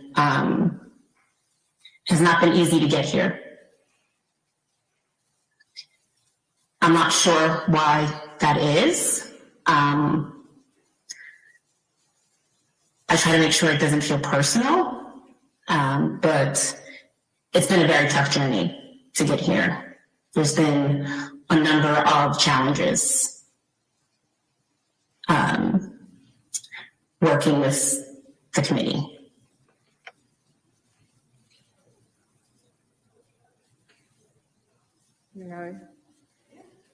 Rose, you recognize. I think it has been challenging. I think the communications could be a lot better, offer more grace in an onboarding process, and be even more respectful in how communications happen. But what I would like to share is an email or a portion of it. It's too long to read the whole thing, but for the record, it directly answers your question. The email was from the Bunch Center, from Dr. Michael Stoll, to the chair, to Chair Moore, and the DOJ and members of the advisory committee. And he wrote, I am responding here to a previous email from you regarding the facts of the selection of the communications group, as well as to my assessment of the quality of the work performed by the vendor CCG. And then he goes into a discussion about the facts of the selection, which I will skip, and go down to his assessment of her work, of their work. As to my assessment of the work performed by CCG, I find nothing egregious about the quality of the work. Indeed, I agree with the assessment of Cheryl Grills, a member of the Communications Subcommittee, in her December 5th email, that the edits and corrections required on submitted drafts were not major errors and were in fact editable errors. The work was submitted as drafts to be edited. CCG also submitted updated documents incorporating reviewer edits and suggestions. This work contained only minor edits. Moreover, my understanding from speaking with other communications firms is that the onboarding process for new firms doing this type of work is lengthy, usually 3 to 6 months, and includes trials and tribulations as the new firm learns the desired facts, processes, narratives, messaging, etc. of the client. Last, given CCG's email to you on December 8th, citing concern over the tone, attitude, and demeanor shown to them in interactions with you regarding the work, I am concerned about the pattern of emails I have received from past vendors hired by Bunch to do communications work with the task force. As a reminder, All three previously engaged clients resigned from doing this work, and all three cited personal interactions with you as being the main reason for their resignations.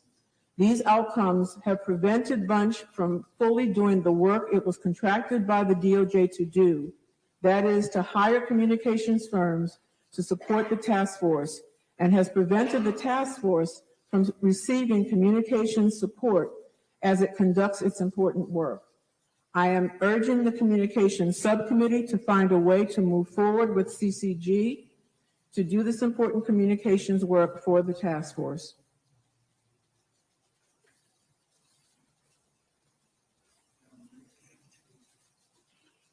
Madam Chair, Yes, Vice Chair Brown, you're recognized. I call for the agenda to be moved.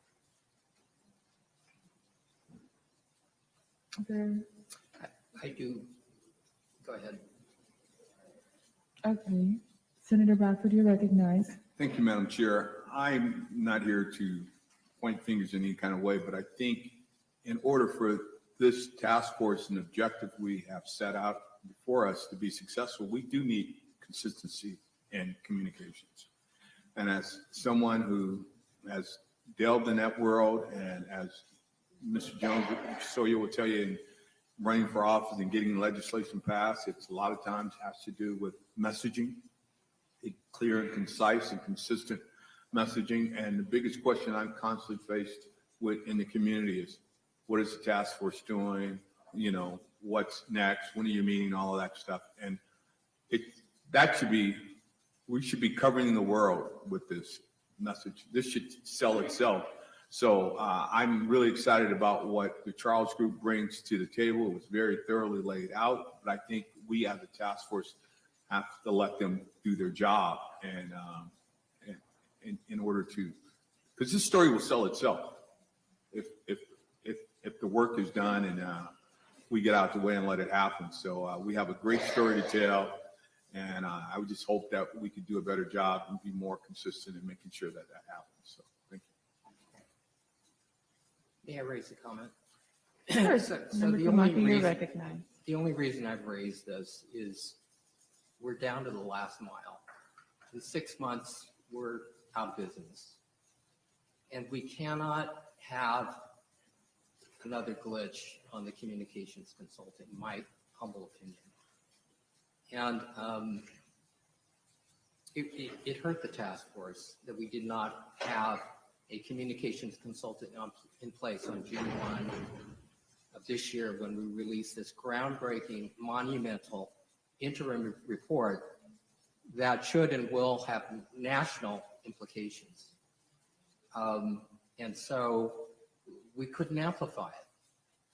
And so when I hear about discord between the Charles Group and the current communications advisory group, it makes me wonder whether we need a fresh start.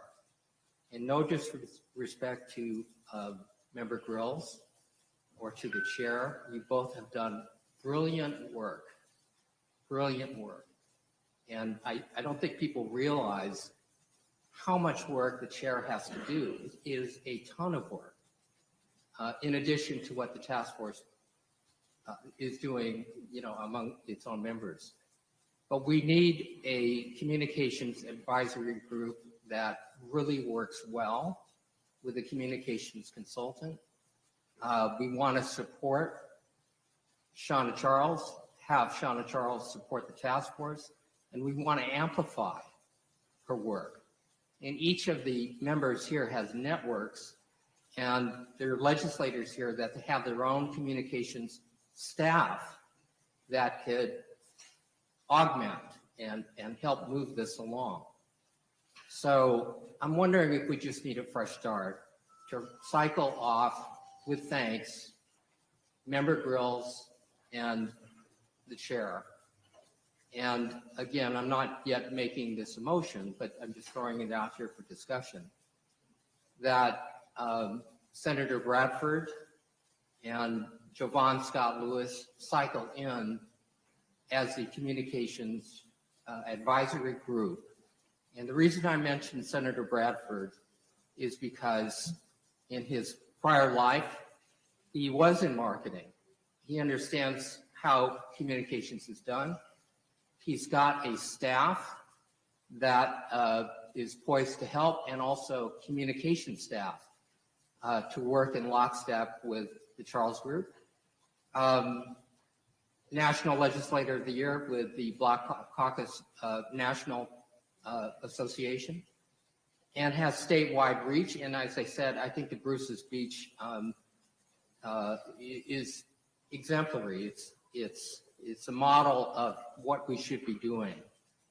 And I mentioned Siobhan Scott Lewis because as chair of a department at UC Berkeley, as professor of African American Studies, as someone who has to do communications and meetings with the press all the time, I think he is, ready to do this.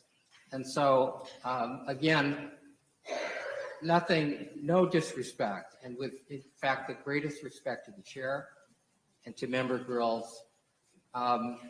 In this last 6 months, I think it gives us an opportunity to have a fresh start, put the past behind us, stop this churning that has been going on, and allow us to move forward. And it also gives each member also the opportunity to establish a relationship with the Charles Group. So just because we've reconstituted this committee does not at all preclude the impact that the members will have individually.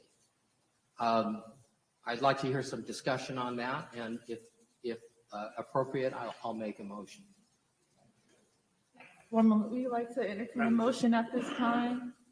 I want to say something. Okay, Vice Chair Brown, you're recognized. Members of the task force, let's liken this situation to a beautiful dress or suit you may have.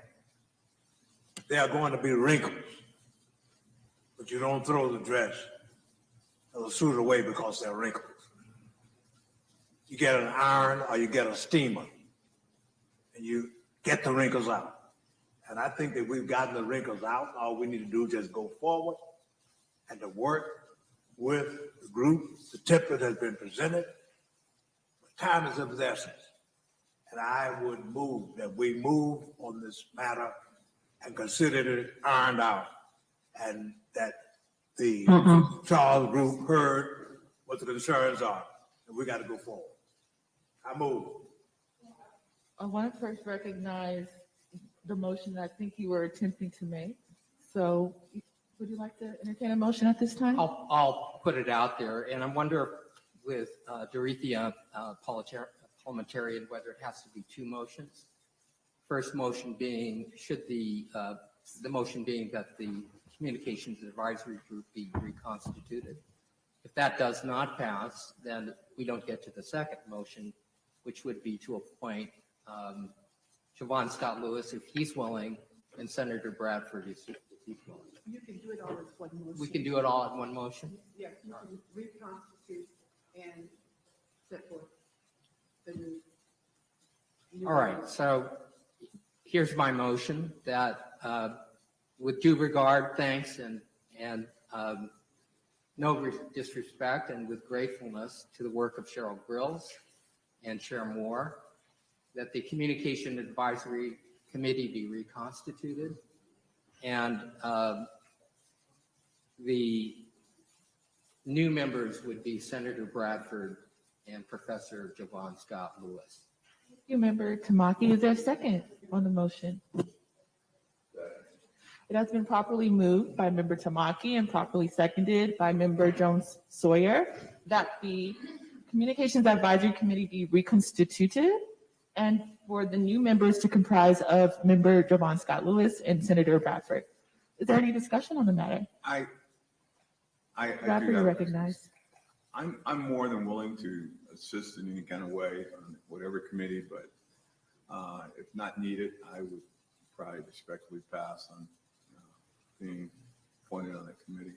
I will assist, but you want to leave one of the two that are currently there to continue on if that's the case.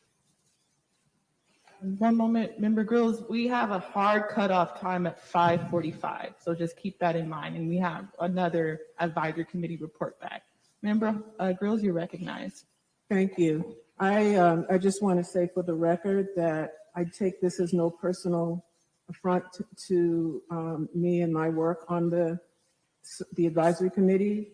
And I agree wholeheartedly with the idea of reconstituting it. Our time is short and there's an awful lot that needs to be done. And I think that it probably could get done better with some fresh blood.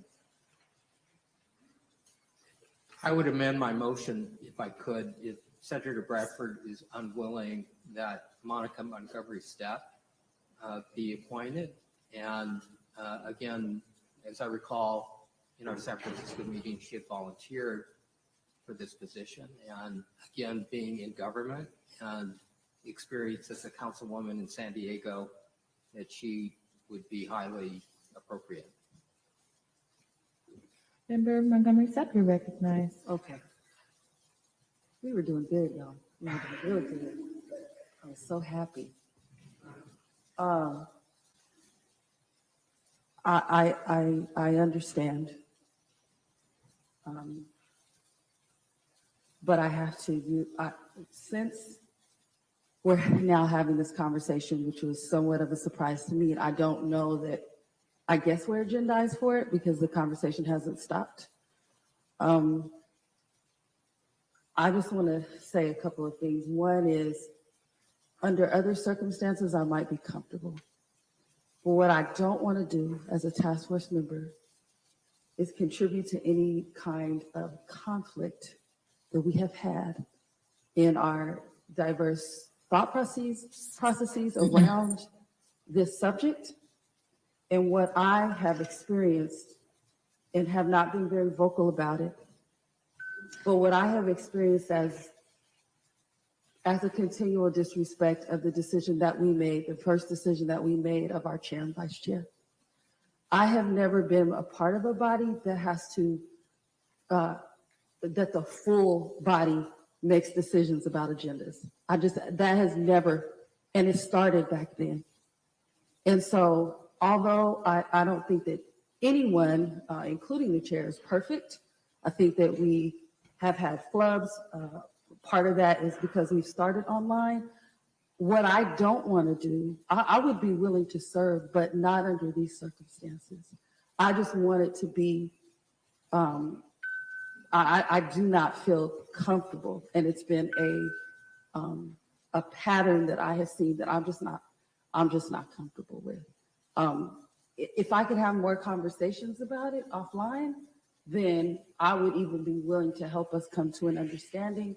We have not had that opportunity because of some of the rules that we have to follow. And that's a big problem and a part of this, which is also why I asked if this is even agendized, because I do also see conflict as far as procedure and how procedure has been used also to stop some of the business that we have had. And so that's where I'm at. And I also mean no disrespect. I talk about each and every one of you and how I'm just honored to be here, but I don't want to be part of any mess. And I just feel like that's what this boils down to. So I would respectfully decline as well. Senator Tamaki, would you like to amend your motion?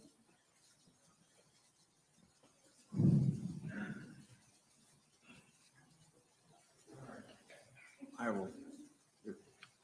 Senator Bradford, you're recognized. I harbor much of the sentiment that has been expressed by Councilwoman Montgomery-Steppe, but I will take the position if drafted, I will serve. So I'll leave it at that. Would you like to re-amend your motion? Well, it'd be amending it back to the original motion that the committee be reconstituted with great thanks to the members who would cycle off. But Senator Bradford would be a new member and Javon Scott Lewis would be a new member. Is there a second? It has been properly moved by Member Tamaki and properly seconded by Member Jones Sawyer that the Communications Advisory Committee be reconstituted to comprise new members of Member Jovan Scott Lewis and Senator Bradford. Is there any further discussion on the matter? Call for the question. Parliamentarian Johnson, roll call vote, please. Yes, the first vote will be to end debate. Chair Moore, Aye. Vice Chair Brown, Member Grills, Member Bradford, Member Holder,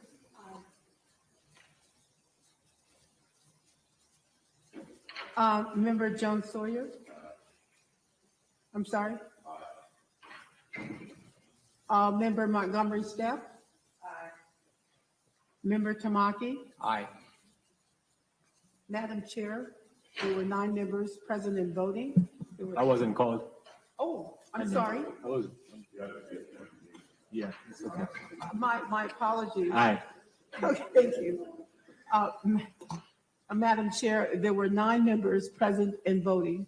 There were 9 ayes and 0 nays. Establish a roll call vote on the motion. That was a roll call on ending debate.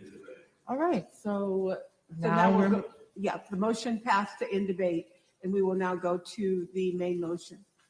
Correct. And I will begin again with Chair Moore. Aye. Vice Chair Brown. Member Bradford. Pardon me? Did he say abstain? Okay, thank you. Member Bradford abstains. Member Grills? Member Grills votes aye.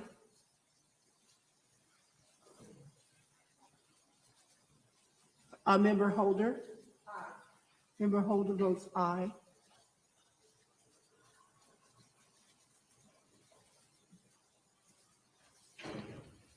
Member Jones Sawyer? Member Jones Sawyer votes aye. Member Lewis? Abstain. Member Lewis abstains. Member Montgomery-Steppe? No. Member Montgomery-Steppe votes no. Member Tamaki? Aye. Member Tamaki votes aye. Madam Chair, there were 9 members present and voting. There were 6 ayes, 1 no, and 2 abstentions. Parliamentarian Johnson, there were 6 ayes, 2 abstentions, 1 nay. And so the ayes have it and the motion carries. The new Communications Advisory Committee will comprise of Member Jovan Scott Lewis and Senator Bradford. Congratulations. So now we have, it's 5:30. We have 15 minutes left in the agenda. The next item is Member Tamaki and the DOJ on Advisory Committee's preliminary recommendations on educating the public and formal apologies.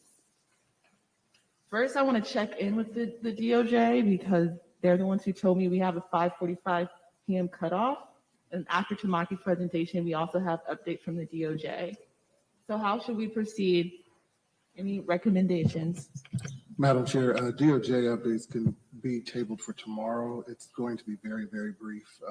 So we can yield the remainder of the time to Member Tamaki.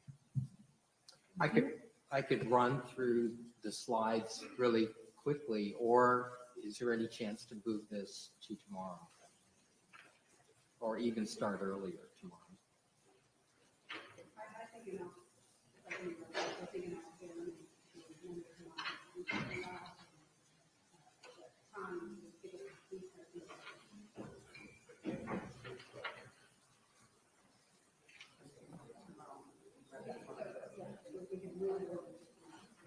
Madam Chair, I just learned that we do not have a hard stop tomorrow. So if we needed to go over in order to accommodate moving both Member Tamaki and DOJ to tomorrow, we would have more flexibility to do that.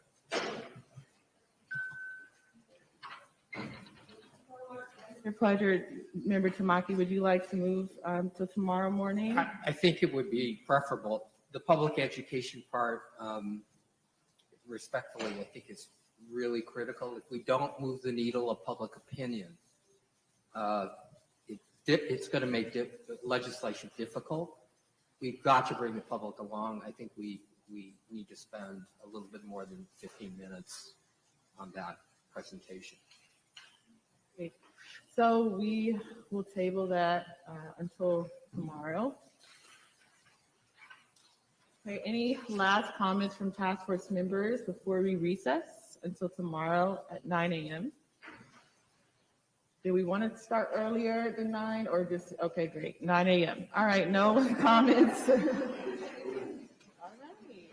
Well, the meeting is officially recessed. Thank you all, members of the public and task force members.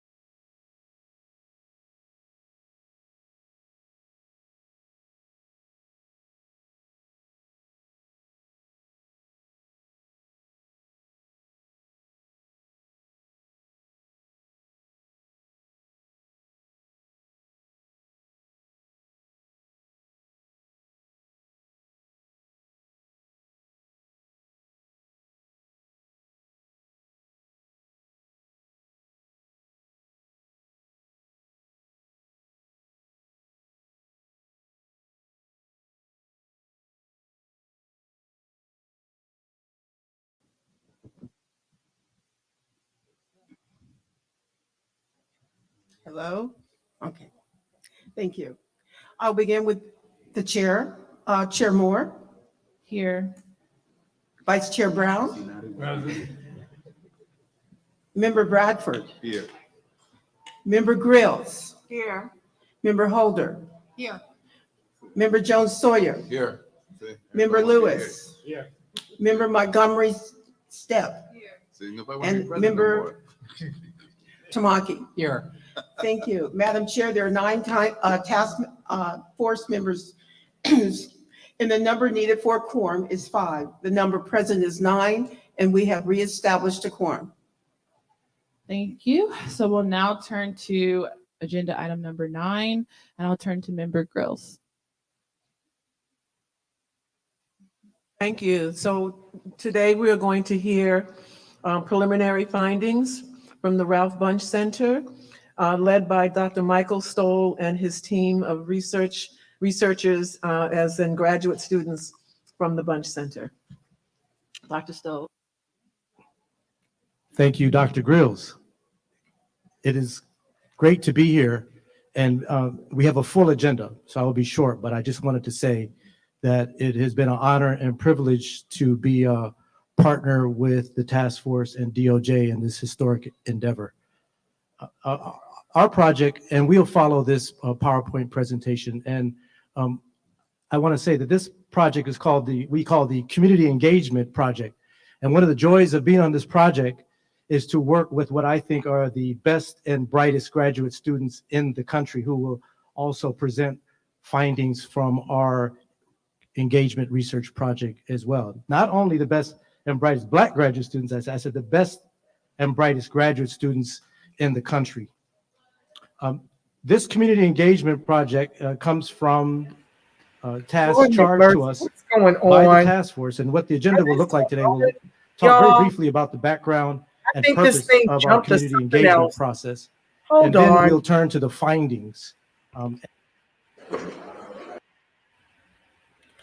Oh, did it end? Y'all, I'm on my cell phone, so there's a lag. I guess it's concluded. Well, I guess it's concluded. Let me stop sharing. Well, family, it looks like it concluded. It's like it was buffering or something. I think that I had a lag, so it was still going on my phone and ended after it was still going on my phone after they voted. But I guess when they stopped the video, it stopped what was happening on my phone. So sorry about that abrupt stop. Yeah, it's been a lot of drama. It doesn't make sense that we've been at this for 11 months with $1 million given to the Bunch Center and Grills, who is NARC. Okay, she was the one to vote for race-based reparations, wherein Chair Moore is definitely American freedmen and is all about freedmen repair, lineage-based reparations. So it feels to me like a lot of what's happening with communications and those two heading it up, that Chair Moore has been, exposing the fact that you've been given all this Skrilla, and hardly anybody in the state knows that we're even over here doing all this. They don't have a clue, because communications, as you heard, I think they're on their third or fourth person out of the Bunch Center. And so I don't know if changing them out to Maki having Bradford and Lewis take it over from Grills and Moore, I don't know if it's going to be any difference. I really don't. I'm not confident that there is going to be an improvement, because to me, there's something awry with the Bunch Center. And I don't believe that, whatever Grills holds against Moore is the impediment. But you heard Grills read that email to kind of out Chair Moore as if she's the problem. And what I marvel at is her grace and poise. Child, you saw how I performed when they wouldn't let me bless the mic for 3 minutes. I just can't do it. This is why folks is like, run for office. Hunty, it will never work. I will cuss everybody out because I see through the politics. And Chair Moore ain't having it. And I just really applaud and commend her. She's young. I think she's in her 30s. The way she handled that with grace and poise and allowed it to happen, it's just like, wow. At my stage of life, I can learn something from that youngster. She was grace under fire. Well, family, I'm so exhausted. This has been a long, grueling day. I'll be back in the morning. Day 2, part 2. I will probably have to stop sharing once we break for lunch to get to the airport. I've got a graduation to get to, a college graduation out of town. So I will probably break when we break for lunch. That will probably be my time and I have to go. But, once the tape renders, I'll share it day 2, part 2 to have it archived here at the Reparationist Perspective. So I hope you guys can come back and join me. Co-hosts, you've been extraordinary. I posted as many of your chats as I could. Speaking of which, I'm all over the place. But if you're in a city where the Broadway play Ain't Too Proud comes your way, it's the story. It's a musical about the life and times of the Temptations. Please go out and support it. My very dear friend from the industry, Dominique Marisol, she is Obie Award winning. I think she's got 2 Obies. She's the playwright, and she gifted us with tickets for tonight. Thank you, Tebe. She gifted us with tickets, and I'm just trying to spread the word, help her Broadway play go viral. I think the Tony was given to her particular production for choreography. So the dancing and the singing is hot to death. Okay. So if you see Ain't Too Proud coming through your town, please, please, please run, don't walk to support it. And if you know anyone in California, it's out here doing a second run. Please let them know and have them get out out to see it, okay? With that being said, I thank you guys for everything. Y'all have been just epic, keeping it lit over here. I thank you for being my co-host. I thank you for being my comrades in this all too important work. Know that it will not be in vain, that God and the ancestors are with us. Despite the nefarious things that are trying to happen to co-opt it and to defeat us, we've got the ancestors at our backs, on our side, and propelling us from under our feet. So in that spirit, let's keep going. The light of God surrounds us. The love of God enfolds us. The power of God protects us. And the presence of God watches over us. Wherever Freeman and its allies are, God truly is, because family, you are the face of God. Yes, you are the voice of God, the body temple of the Spirit of the living God. If no one's told you today, family, know that I love you black and Freeman strong.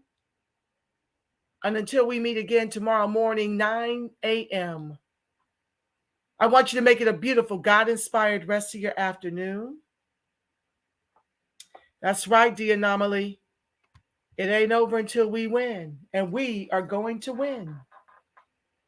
And until tomorrow, family, I'm believing for each and every one of us a ton of peace, love, and reparations, reparations, reparations. Thank you so much, family. It's an honor and privilege to serve each and every one of you and that you support my voice on behalf of American freedmen.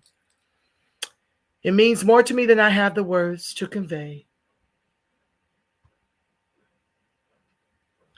Thank you. Let me share my closing. And then I'm going to bid you guys a good night. Peace. I'm out. Love you guys.